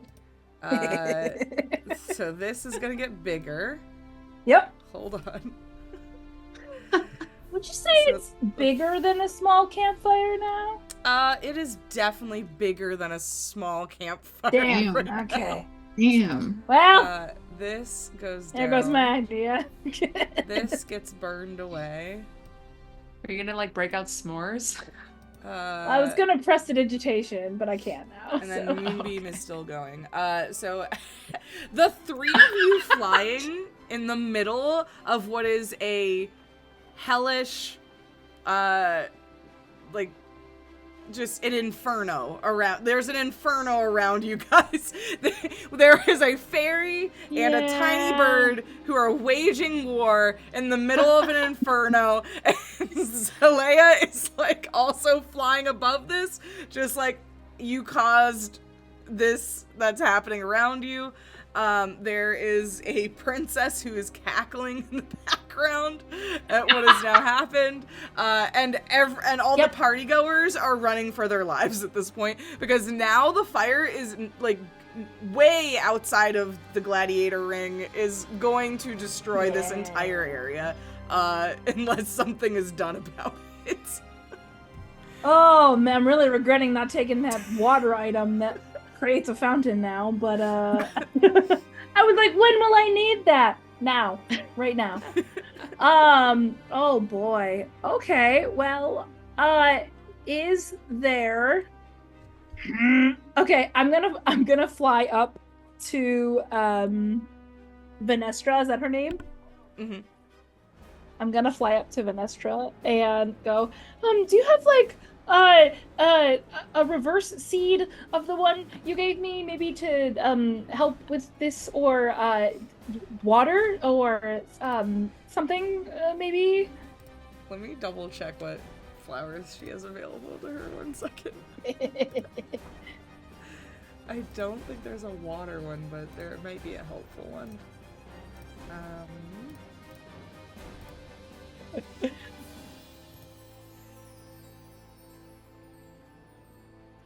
Stay calm, everyone. It's under control. Despite how it looks, it is fine. Things are. This is part of the performance, part of the display. Yes. Why are you all lying? Says going to hush you. It's all going according to Venestra's will. Yes. Slayer, the dog beam. Just, this is fine. Yes. Literally. Literally, yes. Okay. She holds out 3 seeds. Okay. Can I make a nature check if she's just gonna let me blindly pick? Yeah. That's great. You basically ask this, and Oh, she has a shit. very mischievous smirk on her face as she hands out these 3 seeds. Goes, Well, I only got an 8, so great. Oh no. And Oh, she no. just goes, I think one of these will help. okay. What do Maybe. they look like? Sure. Okay. You have 1 seed that is a dark blue with like these vibrant cerulean veins going through it. Great. There is Looks another so one pretty. that kind of looks like a teardrop shape that is mostly like a dark green and has like this glowing white aura around it. Ooh, okay. And then you have another one that looks like a star. Oh, okay. Kind of think like kiwi fruit, but a seed. Like a star fruit. Yeah, like a star fruit. Sorry, that's what I meant. Star fruit, but like more of a seed. And it has like little orange dots in it. Okay, I am just going to grab the one that looks like a teardrop. Okay. And say, this is probably right. I think this is the symbol for water, like I saw in Wizardry the Assembly. And I run and I go, that was my play on Magic the Gathering, you're welcome. Yeah. And so now I'm running to go plant this one by the next one. Okay. What do you mean? Where are you planting it? So, okay, I'm trying to... assuming not in the fire. No, I'm trying to make water happen right now. So I'm gonna plant it right. Oh, I gotta close this wildflower lilies. I'm gonna plant it like here Okay. to try Dump to it in the stop the arena? spread of things. Yeah, so you're I mean, this entire wall is gone. So if you want to go into the arena, you can. Yeah, but am I gonna go? No. Okay, you know what? I'm not gonna poof. If I'm not gonna poof, then I'm The gonna people, do it. the things that have poofed are the plant clone Great people. So then I'm gonna throw it in right here. So I'm gonna Okay. run past this glacial right here, and be Yes. like, "Sup? Can you help?" And then go and then start to do that. Can I wait? So glacial has a lot of like watery looks and stuff to her. Can I, as I'm running to go do it, can I scoop her under my arm and like run with her to the corner to try to get her to help? I mean, okay. If you're like trying squeezing to me scoop like a up water. Glacial, Yes, who I'm is big, a I'm large. stranger to you as of this moment. She looks like water. I know, I get that. I'm not saying from your point of view that this doesn't make sense, but Glacial, there is a winged tiefling flying towards Running you. running full speed. After just talking to Veranestra, goes to scoop you up. Are you allowing this? You allow the scoop. I'll carry you bridal style.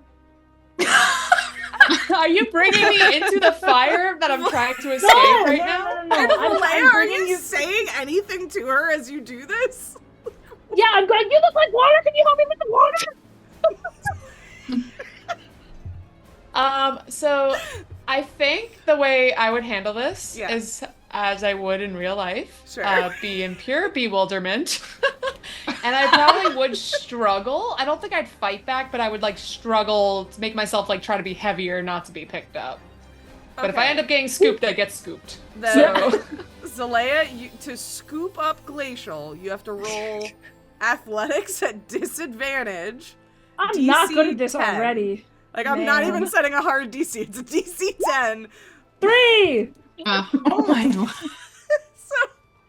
So Leia, you yell towards this water genasi that you see. You look like water. Help me with the water. You go to pick her up. Glacial goes dead weight in your arms. And as you pick her up, she goes dead weight, and you both fall to the ground. So you're both Beautiful. So we're both prone now. Great. Is there anything else you'd like to do? Can I just like slowly, where I fell, dig the seed into the dirt? Kinda. Sure. As I'm laying on the ground in shame. As you plant this seed, you see I'm that... sorry if this backfires. You see I that went purely based on color. these green stalks sprout out of the ground and shoot off towards the sky. And then on this stalk, you see like these little, I can speak words. Just these little green outcroppings come out that have these bell-shaped white flowers growing off of them. Ooh, okay. And you see that they are all glowing. And as like some of the pollen from it falls onto Glacial, who's like kind of underneath where this is, Glacial's entire body starts to glow in a light white. And you feel kind of like this aura of protection around you. The heat that you would have been feeling from the inferno that's going on, that's threatened to destroy the forest, you don't feel that heat anymore. I think some of this pollen would also, because Zalea, you're right under where you planted it, obviously, because the stalk grew up. So same thing. You would have this white light that is glowing around you as well, and you also would not feel the heat of the fire anymore. Well, it's not water, but she props her arm up. You look great. Hi, I'm Zalea. I do have to add, so like, I'm still bewildered. I am prone. I am glowing. There's this tiefling just posing for me. You know what? I kind of like the tiefling. I'm like, all right, all right. I'm just gonna keep this impression. Like, it's a little weird, but I can add this person to a team. Yes. If anyone's watching at home, this is a great first pickup line. If you want to try and you want to try and pick someone up and run with them physically and fall fail with both of you Tell onto me your the ground. experiences, please. Gotta plant a magic seed. Try that make at sure home. It makes That's people not a glow. euphemism. Whoa. It's a real seed. It's not a euphemism. Oh God. This got so unhinged so fast. Well. Next up is Sparky. All right, so first question for Sparky. Would Sparky have been able to see that Gazbat poofed? She wouldn't see that because of the fog, right? From where you are, no, because Gazbat would have gone through over here, so that would have been, at the time, the fog cloud was bigger. I know right now it's not, but that went down after Zalea's turn. So when Gazbat went through, you wouldn't have seen it. The fog cloud would have been too big at that point. Okay. Well, she's you feeling have a little... seen all the other stuff that happened, though. Okay, I thought so. I would say, so with her curiosity and everything and the heat, she's starting to panic now. But at first she was kind of like, okay, this is a game. We're trying to fight. We're trying to win. And now she's like, wait, I don't like what's happening. This fire's getting really hot underneath of her. She's starting to feel a little heated. And seeing all the other stuff and seeing the new flowers and stuff and the wall being cleared, she wants to leave. She wants to escape it. She wants to see if she can. So I'm not sure with the 30 feet how far I can go exactly, but I want to go close to the wall. But because of her curiosity, I feel like she wouldn't just want to walk straight through the magic, because she obviously knows kind of about fairy magic and knows it can be tricky. Mm-hmm. So she has a javelin. Can she throw her javelin? Yeah, you can throw your javelin. I do think we have to resolve the moonbeam first, though, because I believe at the beginning of your turn you take damage from that. So Flitwick, could you roll your damage for moonbeam, and then after that we will resolve the javelin of it all.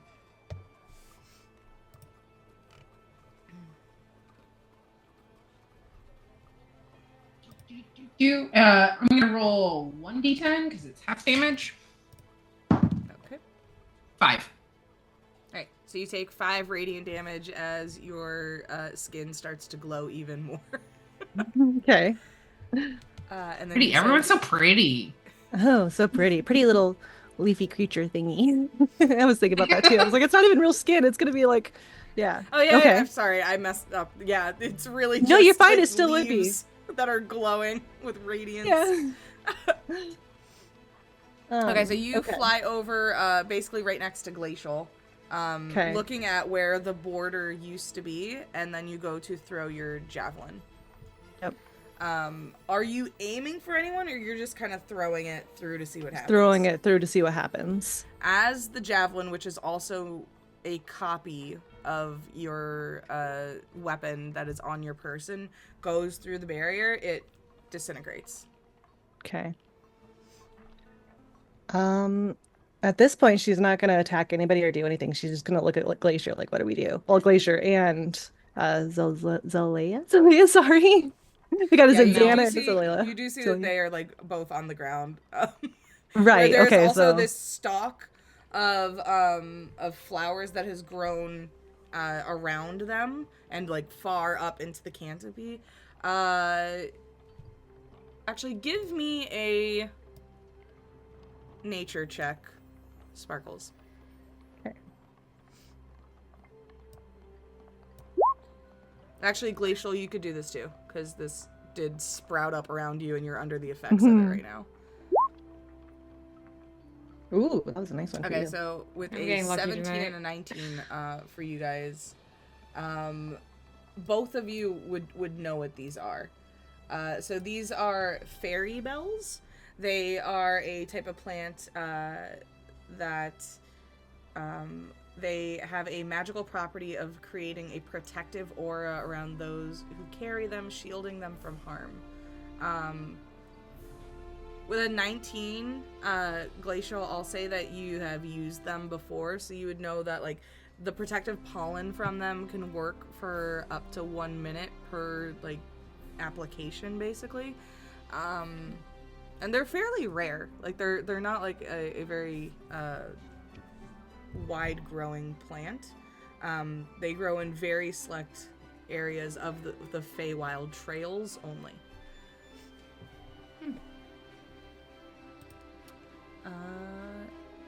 Sparky, is that your whole turn? That's my turn. Okay. Next up is Flitwick. So now that Flitwick's opponent has disappeared. Yeah. Not really disappeared, but left his line of sight. He's gonna fly up to like 30 feet or wherever his queen is sitting and kind of plead to her. Just, Your Majesty, this is kind of getting out of hand, and I am very concerned for the forest. Should at least put the fire out. Okay. And he just has, like, this stonk look on his face. Are you flying, like, out of the battlefield? No. You're just He's flying just up into flying the air. up out of the range of the smoke and out of the range of the smoke of the fire. And, like, so there's clearly you can see him in all of his, like, fucked up gloriness. You do that and make your plea to her. And you see that she kind of waves her hand towards you and then, like, kind of clasps. And you feel, for a brief moment, yourself turn to dust. And then when you come to, you're actually, like, snuggled into her hair in a little nest that she made for you. And my queen! She, like, kind of, like, scratches under your chin. Like, you're right. It's gone on a bit too much. but it was very entertaining and unexpected. And you all hear like a rumble in the ground as these mushrooms from the canopy above. Like, there's like this rumble underneath you, and then it kind of like goes up through the trees, and then you start to see these mushrooms kind of descend. And there is this liquid that seeps down, and it kind of looks like a green water that kind of just starts to douse the fire, and the flames start to go down until the flames are gone.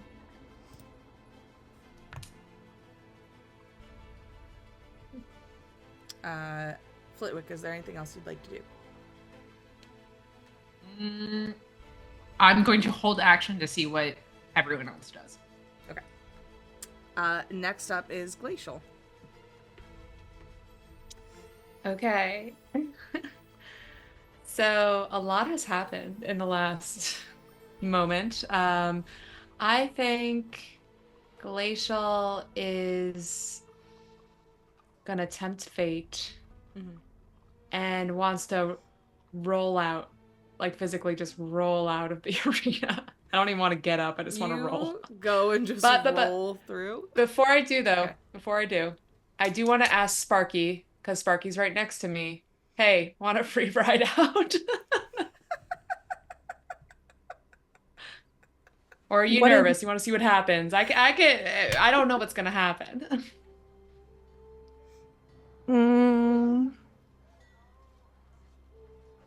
I'll watch what happens when you leave. Okay, cool. I'll be the guinea pig. Cool. Yeah, I'm just gonna roll out. All right. You roll through the barrier. You feel yourself once again, as with Flitwick, turn to ash, which is a very strange feeling, like feeling yourself fall apart. It doesn't hurt, but it's weird. And as soon as like your consciousness is gone from there, you wake back up in your body that is standing next to the throne, and you see that Veranestra looks down at you and goes, but doesn't say anything else. I'm not gonna mess around more. I'm just gonna stand there like prone. Not prone. You know what I mean. Just stiff as a board. As you're standing there, you do see that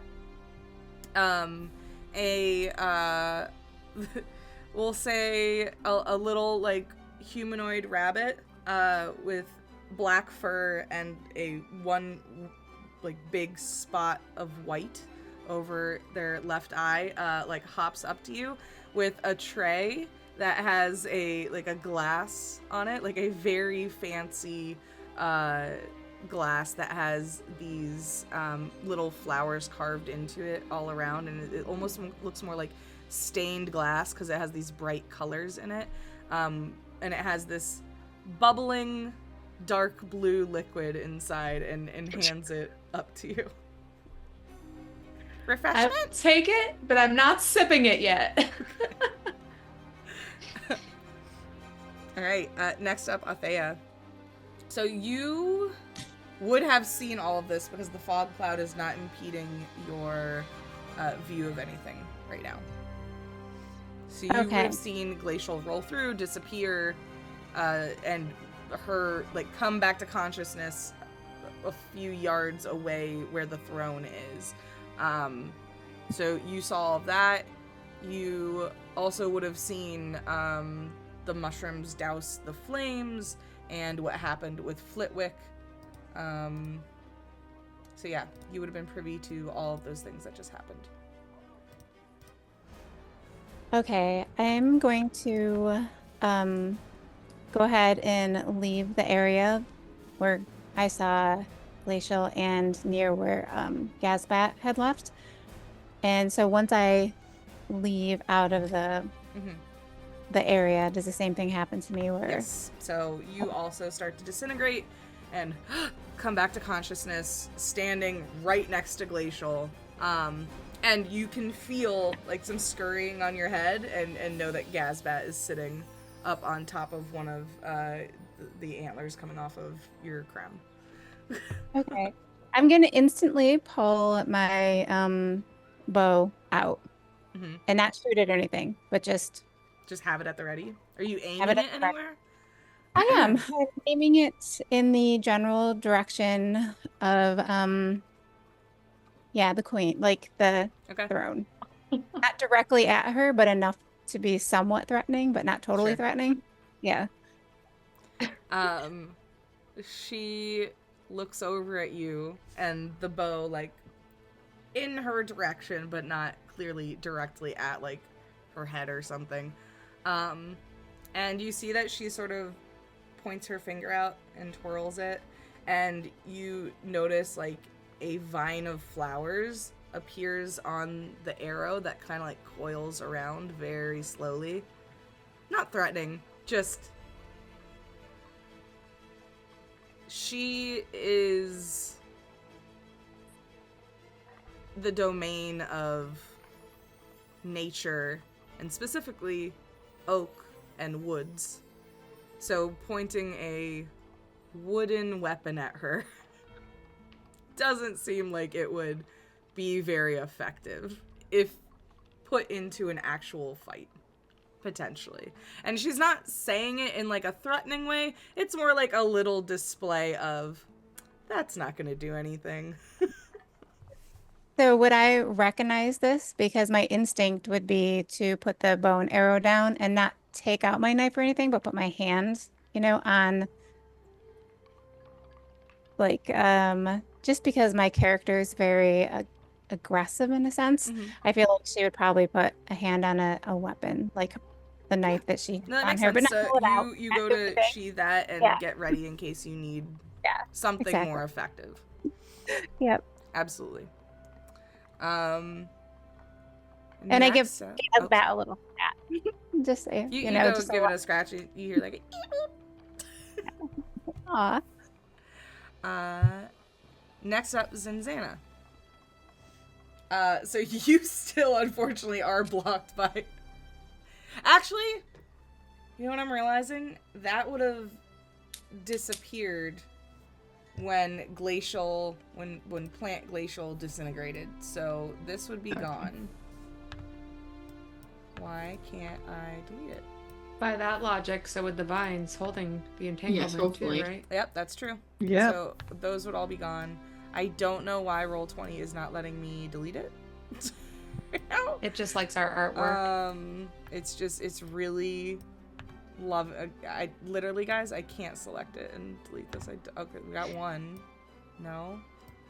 Really? But use your imagination and pretend that these boxes okay, they're gone. Okay. So you would have seen everything happen. Okay, so I saw everybody Yes. go through the barrier. Mm-hmm. And disappear So- and then come back into their actual bodies. Well, then I guess that's what we're doing. And Okay. I would also cross the barrier. You want, as everybody else, start to fall apart and reemerge in your body. You are on the other side of the throne. So we have Althea and Glacial, like, to the right side of the throne. Zinzana, you come to on the left side of the throne. And you can see Sparkle's body next to you that is sort of, like, held in this this catatonic state. Okay. Is there anything else you would like to do? I don't think so. I think she would probably kind of look over at Glacial and Athi and see if they were all right, and clocking that they are conscious in their bodies. I think she would just be very careful and non-threatening as she stood there. As Zinzana looks over, Glacial and Althea, could you guys describe, like, what your demeanor is in this moment as your friend is, like, looking over at you for confirmation of how you're doing? I've got like a Stepford Wives smile going on, like, yeah, everything's great. I don't really know what's going on, but Okay. Fair enough. I'll do a light nod. Well, no smile or anything. Just real Yes, well. Not Okay. letting them real move quick your- chat note. Supposedly the stream is freezing a bit on and off. Oh Just a heads no! up. That's weird. Sorry to interrupt. No, you're all good. I just had to will reset see mine. I if thought it there's was something I me. can fix it with. It's showing good numbers right now. Well, hopefully, Mark Songs, it's not that bad on your end anymore. Thanks for letting us know. Yeah, thanks for letting us know. If I can fix something, I will. Oh, yep, it seems like the numbers are dipping now. Yeah, we can wrap up this little segment and then head to break and see if the numbers get better after that. Yeah. But as Zinzana appears over here, unless, do you have anything else you want to do on your turn, Lucretia? Okay. That leaves only one of our competitors in the middle. And as this happens, Veronestra stands up and begins to clap. And as she does, everyone else around at the party also begins to clap. And you hear her say, "We have a winner." And she claps, and Sparkles, you feel yourself also disintegrate and come to. But as you are brought back into your body, you're being moved, like up in front of the entire crowd. You see that there is like this golden light that is kind of revolving around you. As Veronestra says, "You have gained my favor. Oh. And I would like you to move your honor score up by 3. Ooh. Aw. Yay. I don't even know how to do that. Good job, It's on your Sparky. character sheet. Okay. And as everyone begins to celebrate, Zalea, the little mushroom guy, like reluctantly walks over to you and just takes a bag of gold and just shoves it into your hands as he gives you 15 gold. Yeah! Oh.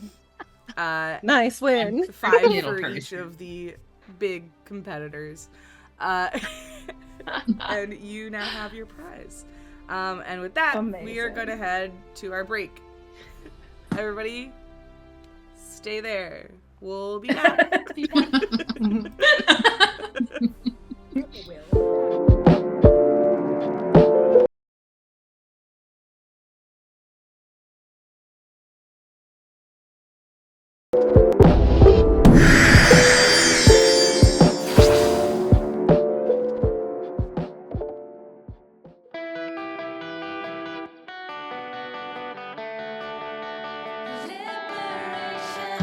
I wake up and the moon is gone. What's the reason? I get dressed and I ask the sun to hear me when I cry.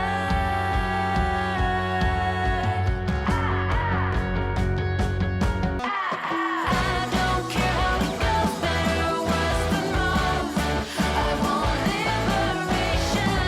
It's the only way out. Say what you can and care about. I want liberation. I don't care how it goes, better or worse than most. I want liberation. It's the only way out. Say what you can and care about. I want liberation.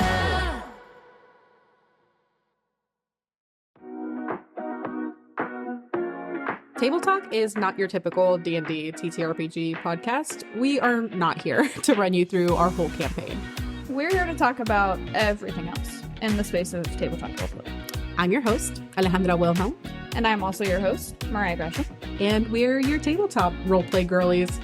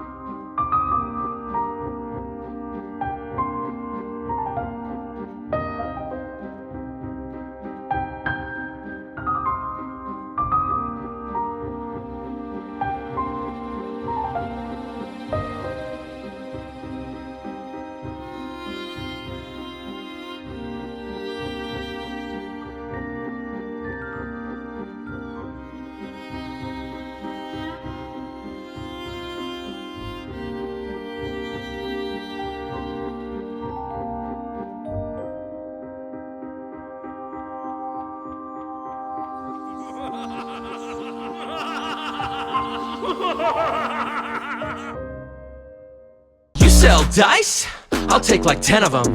My budget's set to $50,000, but that is dwindling.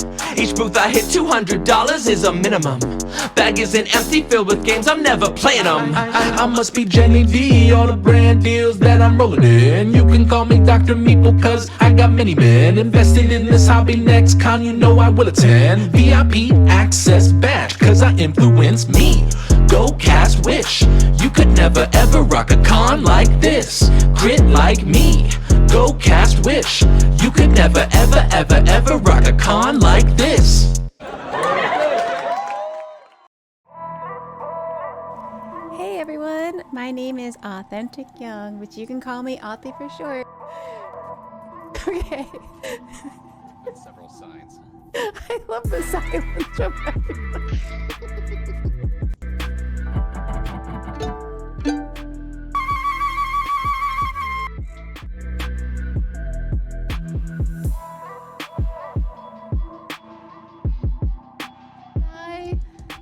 There was an old lady swallowed a horse. She's dead, of course.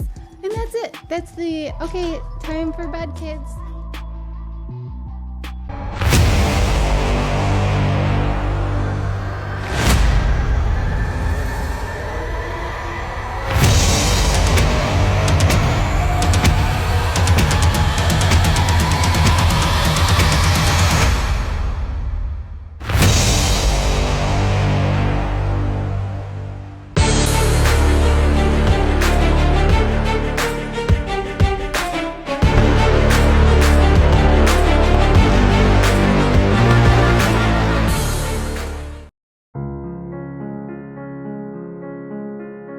Dear Rainier, greetings.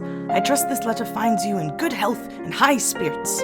Word has reached my keen ears that you are in pursuit of a most intriguing endeavor, venturing into the perilous realms of the Nine Hells. Well, my dear friend, fate has a curious way of bringing like-minded individuals together, for I find myself harboring a new, similar ambition. You see, I have come into possession of a most extraordinary journal, a tome brimming with insights and secrets, concentrating on the Nine Hells, gifted to me by the legendary spell spinner himself, Mordenkainen. After a bit of persuading from dear Elminster, however, as the saying goes, 2 heads are better than 1. And in this case, 2 ruggedly handsome rogues are infinitely better than a solitary researcher. Now, the proposition I lay before you is simple yet profound. Would you be inclined to join forces with me on this daring expedition? I believe that our combined knowledge, skills, and maybe a band of intrepid adventurers could make this journey not only possible, but perhaps even successful. The contents of the journal are as tantalizing as a freshly brewed potion, but I must confess that navigating the treacherous landscapes of the Nine Hells requires more than scholarly acumen. It demands bravery, resourcefulness, and a fellowship forged in the crucible of adversity. Picture it, Rainier. An alliance between 2 indomitable spirits, backed by a cadre of brave souls drawn to the allure of the unknown. Together we shall unravel the mysteries of the Nine Hells and emerge victorious, our names etched in tomes of history, and sold under my name, of course. I eagerly await your response, and should you agree to embark on this extraordinary journey with me, let us meet at a place of your choosing to discuss the finer details. Yours in anticipation, Volothamp Gadam.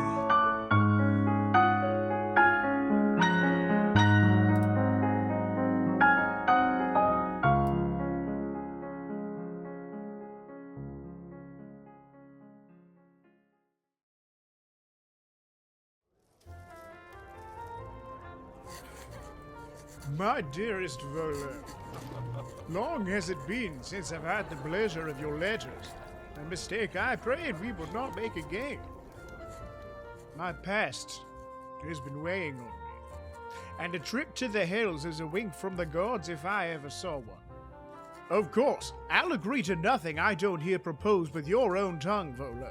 traversing a landscape of contracts and legal pitfalls with a man so eager to sign his name on anything that's offered. That sounds like a crackerjack riot to me. I have recently partnered with 2 agents that shadow me in my adventures. One is a paladin with a capital D, likes to spit in the face of kings, but is also stiff for the rulers. The other is much more dangerous, for she has sway with whomever she meets, and I cannot help but swim in the silver pools of her influence. They should be perfectly suited for going to hell. A place of my choosing. If left to my druthers, I shall always be of a mind to suggest our old haunt. Meet me in the dark vault of Waterdeep, seated in our corner of the Skewered Dragon. Drinks are on you, Renee.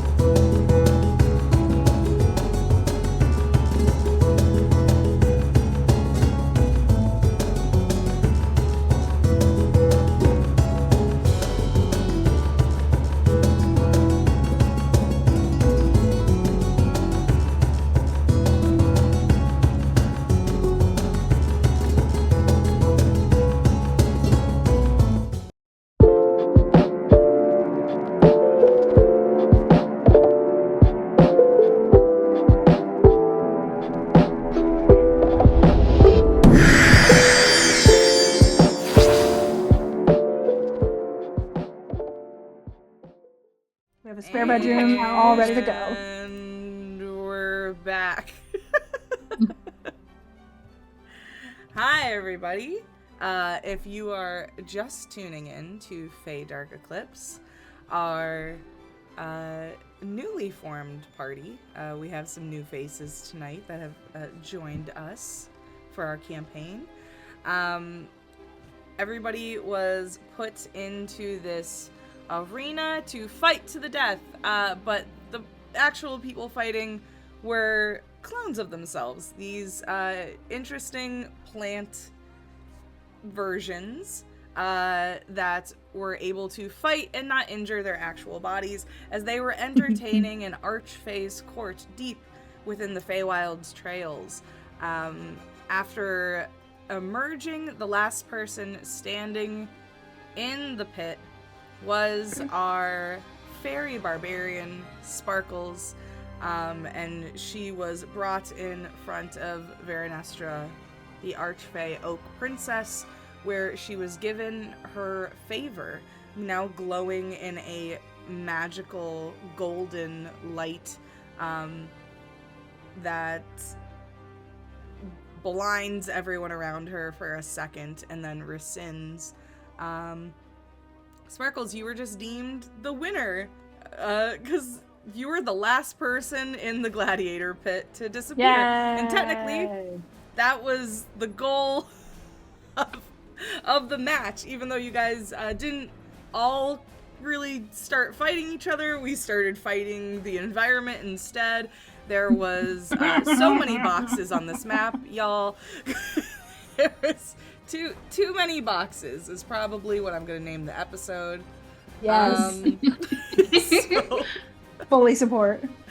But yeah, so you guys come to in this forest, and yeah, what are you guys doing in this moment as Sparkles is kind of being anointed as the favorite of Veranestra? I'm consoling the guy that bet with me. Mm-hmm. And I'm saying, listen, I would have won no matter what. I'm bigger than all of them. They're all I'm little. I'm gonna turn to Zinzana and Althea and be like, we came here for a reason. We now have her favor. Ooh. What should we do? Okay. I don't know. Zinzana probably a little stunned. She didn't really expect to get their curse removed so easily. if this can be called easy. So Oh, right. She last episode, she had absorbed it onto herself. Right. Because she thought that would be entertaining for her to have a curse of the Baba Yaga. I mean, if you want a curse, I don't know what this liquid in this glass is, but it might be cursed. I'll pass. Okay. I'll take it. Yes. If you want me to drink it, like I feel like yeah, I'm very curious. I'm gonna Alright, Glacial, you're handing it over to Althea for her to drink. I will say I mean, I can revivify, so yes. Would you like to share it? Like, if anyone else would like to drink it with me? Let's first, before we do this, would a medicine check work on this alcoholic beverage? Or non-alcoholic, or whatever liquid this check is. To see if you know what it is. Yeah. Yeah, let's do that. And Althea, if you want to help me, you're welcome to. Okay. Since you're also engaging in it. I actually do want to look at Sparky, and I'm gonna let go of the weapon and just like give her a clap and like a nod and say congratulations, Sparky. It just as I know that she would be happy. I feel like Sparky, I mean, she might have seen you guys above, I guess, right? From down in the arena. Because I was going to say, she never saw Gazbat. She doesn't know that Gazbat ever came back. She doesn't know what's going on. So would she be pretty shocked that she just won this? Like, probably. How does she not know her friends and just die going through things? I think I'm going to see her smile and applaud and just take it in as like okay, cool. Like, we did this. Like, okay. But still very like scared and nervous about everything because, yeah, she doesn't trust what's happening. Althea, you looking at the liquid, you've never seen anything like this before. Doesn't smell bad though. It kind of almost smells like Sour Patch Kids. Like it's like a soury sweet smell to it. Glacial, you are looking at this substance and it strikes you that this is fairy wine. It won't affect Fey, but non-Fey creatures, non-elven creatures, will essentially be under a charmed person spell when they consume it, where any Fey creature that talks to them is very easily persuasive. Althea, have you ever wondered what it would be like to be the main character in a fantasy romance novel? I actually have not. But now that you say that, it does sound very intriguing. Okay. Well, here's the deal. If you drink this substance, which you are your own person, you can do whatever you wish. Just be aware, you might be extremely under the influence. And we're your friends, we'll take care of you. But, like, we can't 100% promise it's going to be a good night. I have never stepped down in the fear of any type of danger or excitement. Some might call me fearless. I do feel like this could be a fun adventure. I am I do have high elven in me due to my father, which we don't need to talk about right now, but so I do have like some Fey in me. I'm not pure drow. I wouldn't know that. I don't know if we're sharing information. I just wanted to let you know. Okay. Hey. She hasn't even had I'm not the wine partaking. yet, guys. But I will watch over you. I'll watch over you, girl. Thank you. Okay, you know what? I'm gonna take a sip because I'm very curious by nature as well. So, Glacial, let me give that sip. Let me give it a sip. Let me try. Okay. It's all yours. Okay. I'm gonna go ahead and take a sip. All right. And then I'm gonna hand it back as you take a sip, because as you said, you are of elven lineage. You have a higher resistance to it, so you're gonna get advantage on the roll. But it's a charisma saving throw, DC 15. Okay.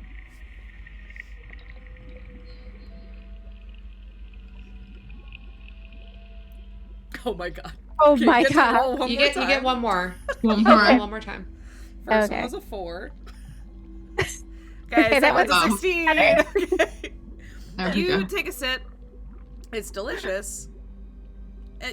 like for a moment you kind of feel a little giddy, and everyone around you just looks beautiful. Everyone looks beautiful to you. You're so beautiful. But then it kind of rescinds a little bit. Like, everyone still looks in a heightened, beautiful state, and you feel lighter and happier, and you don't know why you were, that grumpy a little bit before. Everything's fine. But you're not to a point where you are easily persuaded to do things. You're just happy. You're just a little tipsy. Perfect. How long does this last? Until your next long rest. Perfect. So my character might be slightly different. Yeah.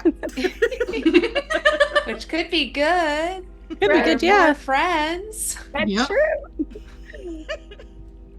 Might be poking at things and be like, ooh, I love the outfit you're wearing. As this is happening, you all see that the barrier, or what is left of the barrier from your fight, all starts to fade into the ground as the dispel magic that Glacial had cast before finally kind of finishes its go around. Veronestra didn't even need to do anything. Like, Glacial handled it. Basically, Glacial cleaned up after the party. So, Veronestra is just like, that was helpful. Oh, she don't hate me anymore. Oh no, she this entire time has never really looked angry at all. Like, it didn't go the way she was expecting it to, but it was still highly entertaining, which is what she wanted. And as Sparkles is brought back down to the ground with this divine fey favor granted to her, you see that the partygoers start to return and music starts to come back into the area as the party goes back into full swing. One moment. There it is.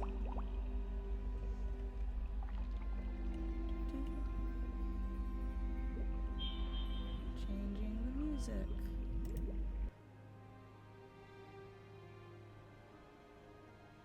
That's weird. Can you guys not hear that?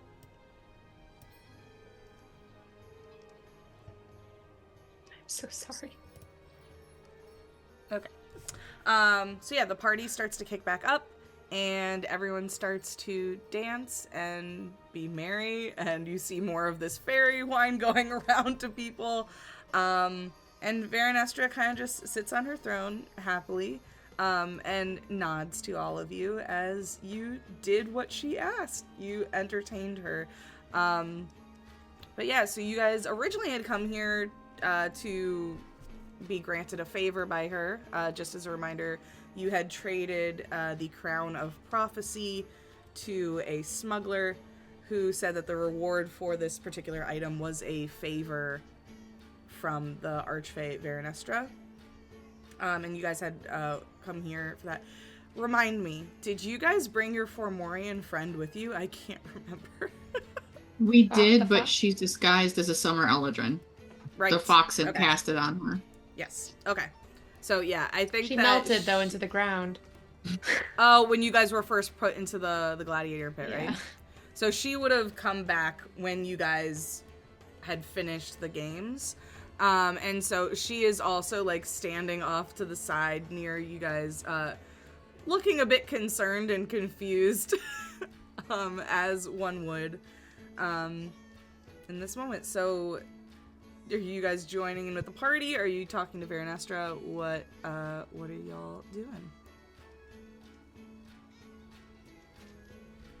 Well, I'm kind of curious, guys. I'm talking to Althea, Zinzana, and I'm assuming Sparky's at this point near with us. Mm-hmm. I don't know. I think I saw things happening, random people we hadn't seen before. I literally got tackled to the ground by someone, but they turned out kind of cool. I I just think that there might be some connections we can make here. That's all I'm saying. We have a big mission ahead of us, and we can use all the help we can get. I'm going to go ahead and say to Glacial, if shadows could speak, they'd whisper my secrets to you. Oh, sweetie.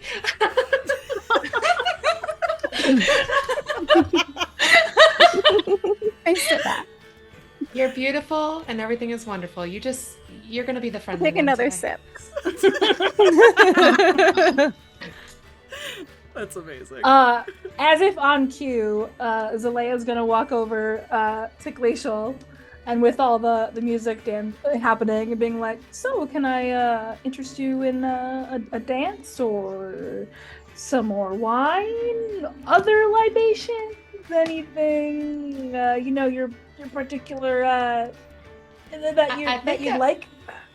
I mean, I appreciate that. I think I'd first like to know your name. Oh my god. Oh, yeah. God. Zalea, hi. Hi. I'm sorry, I was just so taken aback by your beauty that it slipped my mind. Well, this is a party. I guess we can all get a little bit more fun, friendly, and looser. Yeah, I think a dance is great. But at first, you want to meet like a couple of my friends? Yeah, great. So, quick introductions, guys. This is the Zalea, the lovely person who swept me off my feet. Quite literally, and yes, yeah. dropped me. Then made me glow. So you can assume whatever It you all want from works that. out in the end, probably. As you mentioned the glow from before, you guys notice that the large stalk that the flowers had, the aura of protection flowers had grown off of, is now kind of like spinning in the middle, and all the bellflower shaped flowers kind of go flying into the crowd, landing on different people until one lands on each of you, and you all have that aura around you, and everyone at this party seems to be glowing with that same. So we're all gorgeous and glowing and fabulous. I love this. I would be guys, clapping. It's the Feywild. I'd be clapping in excitement. I would lean into Zanzea and say, your smile could light up the caverns of my homeland. Oh. Ooh. And I could take another. Oh, God. Maybe you should slow down a little bit. I mean, you're very lovely. You're very lovely, but... Guys, I might be made of... How tall is Althea? I'm 5'8". Well, I think I was 5'9", actually. 5'8" to 5'9". I think I had her in the range. So you're only like 9 or... There we go, 5'8". 9 or 10 inches shorter than Zintana. So she towers over you a little bit. I like that. She likes her men to be submissive, but her woman, you know.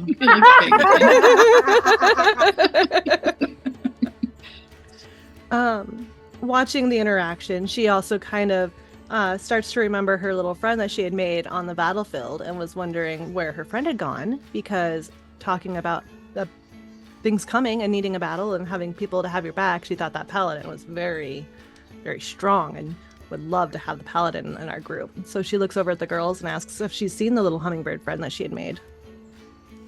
Make a perception check for me. Okay. That's for me, right? Or anybody who's also looking around for Flitwick. Oh, I'll actually also look, because while Sparkle's doing that, I'll be like, oh, actually, you know what? And I pull out and I give her 2 gold. And I say, thanks. She takes the 2 gold and goes, you're welcome. And she just sticks it in her little pouch. Like, okay, I'll take more money. But I don't know why. Oh, you won. You won. Oh, right, I did win. With a 17, you're looking around after Zelia gives you this coin. And you notice that Flitwick is curled up in Veranestra's hair in a hummingbird nest that she has made for them, just tucked away on her neck. That's cute. And as the Archfey clocks you looking for Flitwick, she reaches out her hand to pick up Flitwick and bring them in front of her, and goes, Flitwick, it is important for a commander to be able to watch over others. So to prove to me that you can be the commander of my armies, I would like you to watch over this one who has gained my favor. And she puts Flitwick down next to Sparkles. He bows the deepest, most humblest bow. His giant crest feather kind of laying at her feet. Absolutely, Your Majesty, I'll do my very best. Stands up and his feather snaps back. And Oh my god. So cute. looks. I'm here to protect you. Whatever that means. Although I don't think you need protection. Because did you see my floppy arm? And he starts flopping his arm around. Well, it's better now, but it was we should train. She looks at him and goes, I'm so sorry though. I really am. I didn't want to hurt you. I just didn't know what to do and I just wanted my friends out of that situation. No, we need to train that hesitation out of you. Okay. You're such a powerhouse. You just need to realize that. No. I'm trying to learn my strength. I've just accumulated this strength and it's really making me nervous. I'm scared I'm gonna hurt somebody with it, which I obviously did. It's okay. That's why we have training circles like this. It might be part of my future is to look into these training circles then. So what's next for all of you in terms of are you going somewhere else or are you Oh yes, where are we posting up here? I don't mean to insert myself, but this was just a contract gig and I kind of figure maybe if I'll cut to the chase. I made some money off y'all. If this is going to be a thing that keeps happening, I feel like we could all benefit from it. And I did pretty well. You guys did great. I did pretty well out there too. So I think, maybe this could be a mutually beneficial thing. I also somewhat inserted myself, so I will let them decide, but I would love to have you along. Oh. I'd love to have everybody in our little party. The more the merrier. Exactly. I'm going to lean into Kitty and say, I'm used to lurking in the shadows, but for you, I'd step into the light. Oh! You break it. Keep drinking your juice.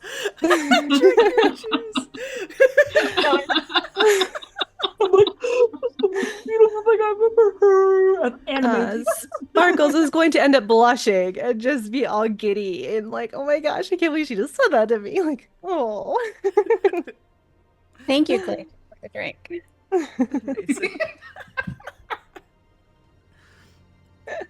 Oh, those are great. Well, we are still on a mission, though I do think we can have a little bit of fun before we go. What do you all think? I'm what good you with don't fun. see is Flitwick is terribly dancing. It's more just training moves that has been sped up into a sort of rhythmic motion that is slightly sort of dancing, but not really. So he's and dance. He's drunk. As you guys look around the party, there are people who are dancing a little bit more elegantly than Flitwick. There are also people who are playing games. You see that there's a group that seems to be playing something akin to soccer where they're kicking around a ball. into some, there are like 3 different goal areas that they seem to be messing around with. You also see that there is a circle of dryads who are making seeds grow, and there seems to be something about the colors of the flowers that grow from the seeds that is also some sort of game. So there are a lot of different things that are happening around the party. And then obviously there's Veranestra, who is just sitting on her throne, sort of watching over everything.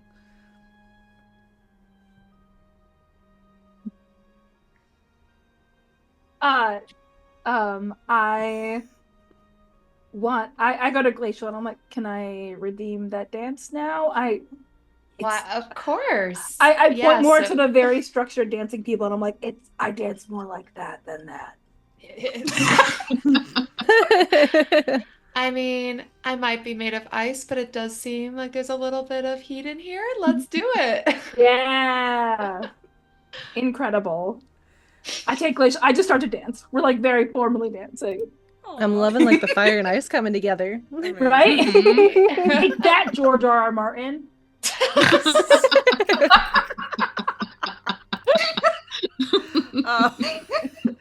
I guess while you guys dance, roll performance for me. Okay. Just to see, let's see how good this dance is. Can we get advantage? I got a natural 20. Okay, can I please have advantage?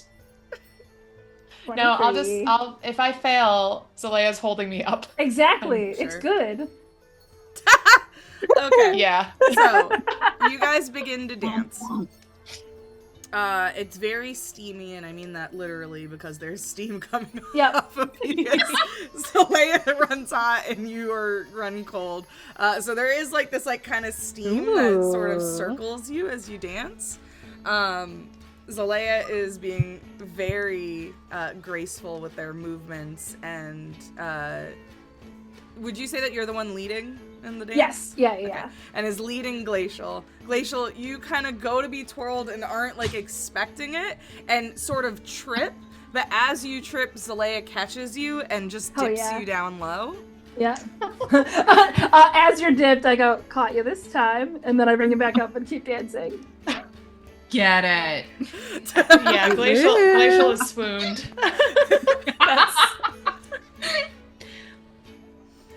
And as that dance is happening, and Flitwick was just sort of presented to Sparkles by Veranestra, as she is sort of like still like kind of like goes to like pet Flitwick's wing as they're doing their like dance around. Her head turns over to Zinzana and Althea and says, "When you first entered, you mentioned you needed to speak with me.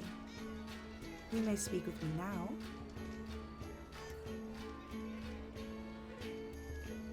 If love is a battlefield, then consider me armed and ready. Oh my god. Where are you getting these? I take the night pour. I love all of this. Roll persuasion.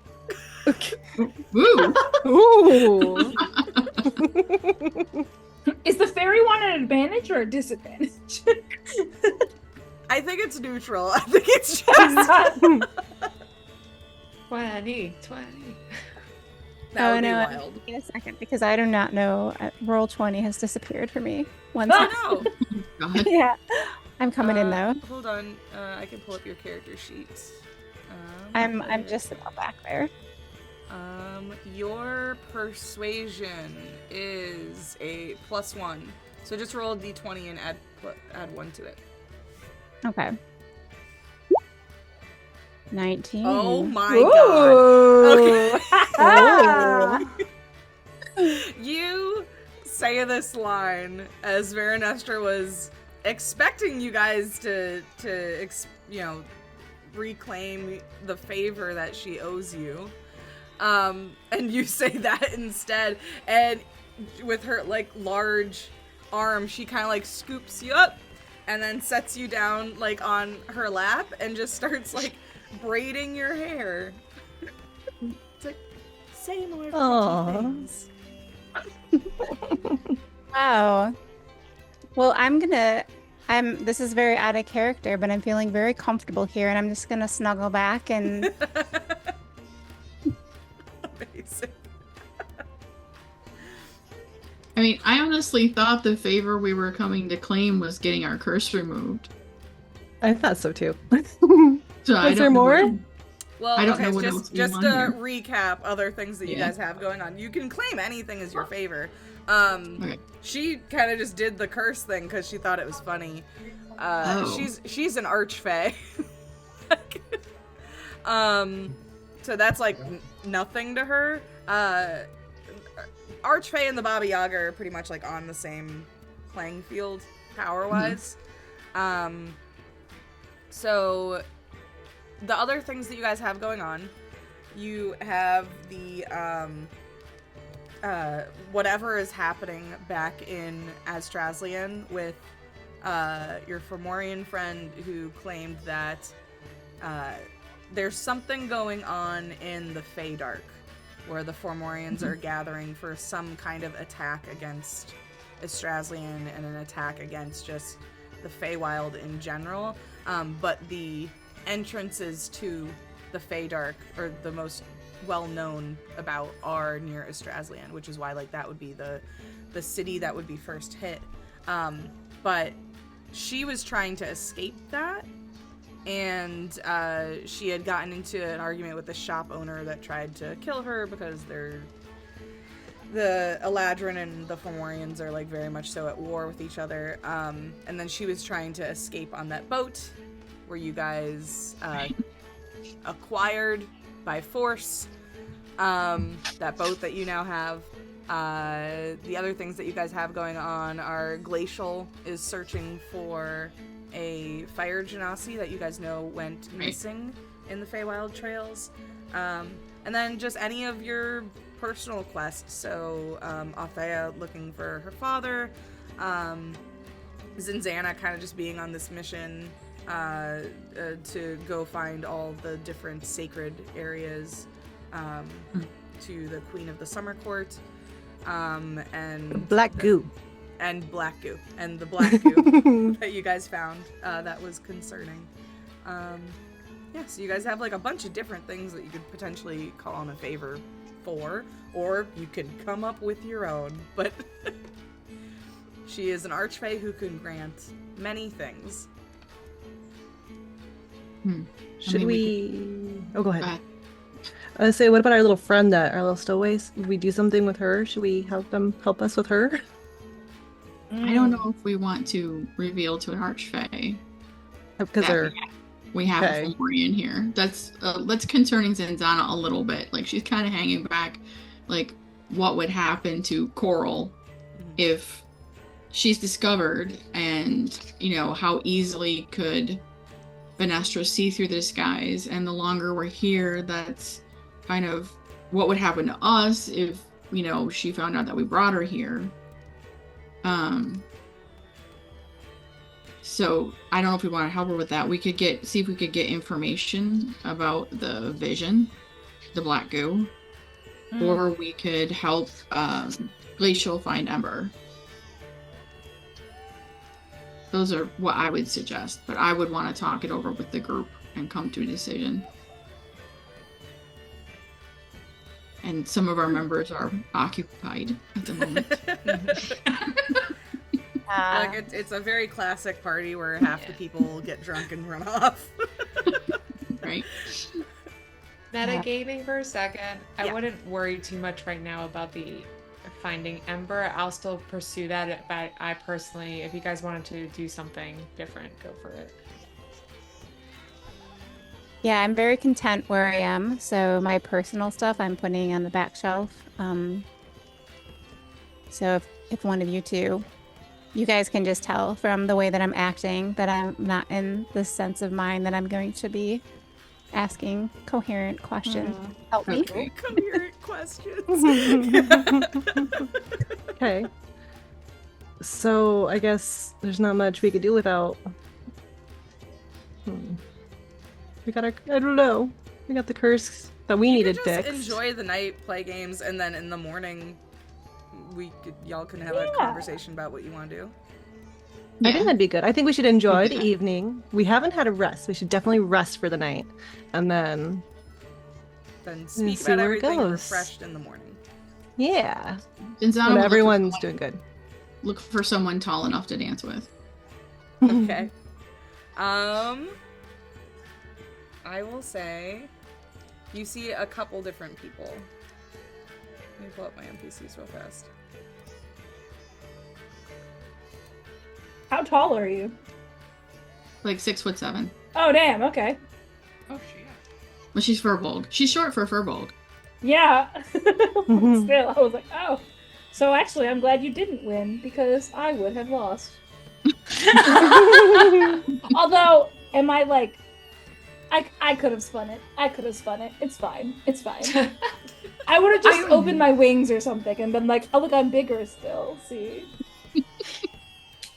There's always a catch. Zinzana's very much trying not to step on Flitwick while he's dancing. There are a couple people who are taller that you see. Are you looking for male presenting, female presenting, or does it matter? Doesn't matter. Okay. You see that once again, there's that group of dryads who are playing this like strange flower game.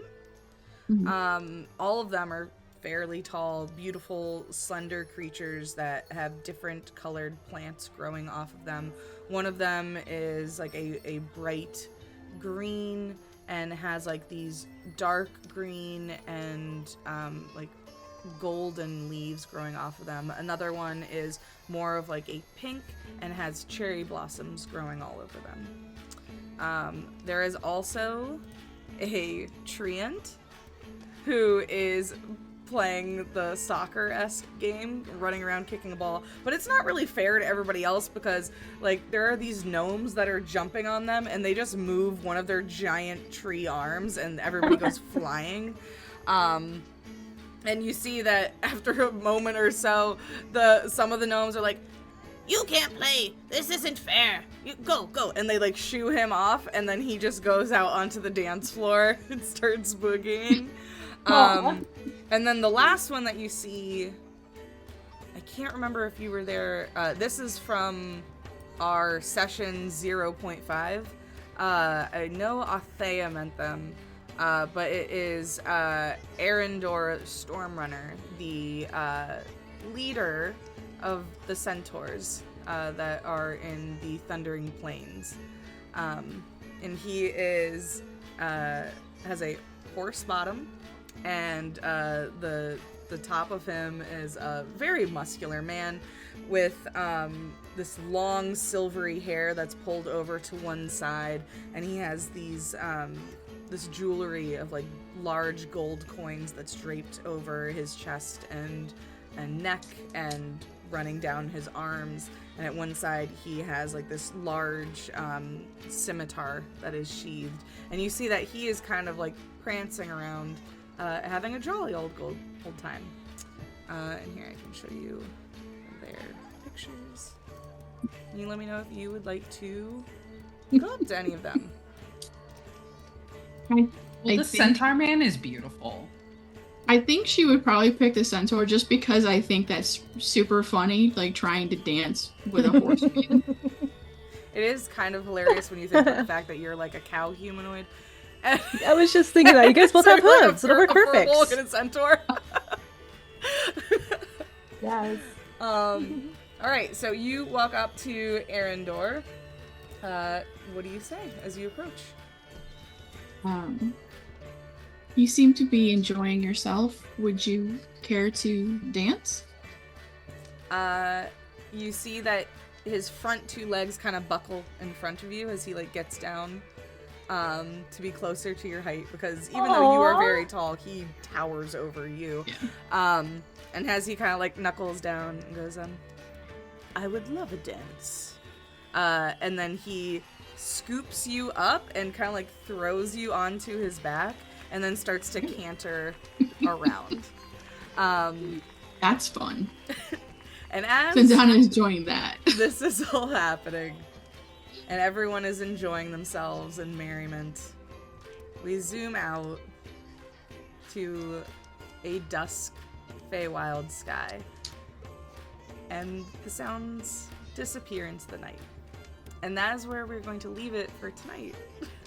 Yay! Yay. Very happy one. I hope you all enjoyed this episode of Feydark Eclipse.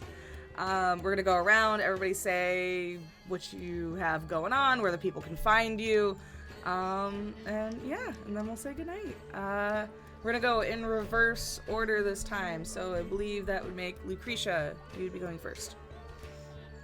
I'm Jen, Lucretia McCable. You can find me on Threads and Instagram, and that's about it. I am not a content creator. I just love D&D. Love that. Hey, Adi, where can we find you? Hi, I'm Athi. You can find me on pretty much all the socials, Athi Gamer. I also Authentic Young, but mostly Athi Gamer. So, yeah, YouTube, Twitch. Okay. And that's Instagram, all that. Socials, yes. Kitty, where can we find you? I'm Kitty A Cupcake, and you can now officially find me back on Twitch because I am streaming again finally. Yeah. And I am on X or Twitter and Instagram, but I don't post, but I'm planning on trying to make that better. So yeah. Dude. I'm Kitty A Cupcake everywhere. All right. Sam, where can the people find you? So, as far as like socials, I'm really only on Instagram at Sailor Witch, but 2 V's, so Sailor Vivitch instead of a W. But I also pop up on streams. I do not have my own, but if you guys follow the Abandoned Quest crew, where you'll sometimes see Janelle, Carlina, and I, we have some good content, and right now we just started back up on Dokinomicon, which is a fun, silly, good old gaming time. So drop by there and check it out. It's great. Last night was awesome. It's totally great. We gotta finish Doki Doki Literature. Yes, we do. I'm available this October, Janelle. Just fit me in your schedule. Okay, as I look at my crazy pack schedule, I will try. Or December. That's wide open. Okay, there we go. All right, Misfit, where can the people find you? You can find me at Misfit Playland, Misfit_Playland on all of the socials. You can also find me on Twitch, which I also just started streaming again. I do a lot of art and crafty type streams. Sometimes I will stream my cosplays. I don't know. It depends. It's a mixed bag. Follow me and you'll find out what I happen to be doing. All right. Yeah. And finally, Carlina, where can we find you? Hello. I am not super active on the internet at the moment, but I'm trying to change that because life is stressful. But I am on most places at the Carly Quinn. Hopefully gonna start streaming again soon once my schedule kind of calms down a little bit at work, but stay tuned. All right, and hey everybody, I'm Janelle. You can find me at Boss Jellybean everywhere. There's going to be a lot going on this channel in October. I think next week we have Salvage Union on the 13th. Then after that, we are going to have... I'm just going to pull up the schedule. Hold on 1 second. Okay. Okay. Next Sunday, October 6th, or this Sunday, October 6th, we're going to be doing some more Feydark with the Team Shadowfell. After that, on October 13th, we're going to be playing Salvage Union. A bunch of people are going to be in mechs and a post-apocalyptic wasteland fighting some kaiju. It's going to be crazy. After that, on October 21st, we are going to be playing the Widow's Web, where a bunch of drow are sent into an arena to fight for their lives and the honor of their matriarch. And then finally finishing up the month on the October 28th, we're going to be playing Stoneburner, the bunch of dwarves in space mining, and they clearly dug too deep and unleashed some crazy aliens, and that's gonna be nuts. So tune in for all that this month. And yeah, we'll see you guys next time. Bye. Bye. Bye. Bye. Bye.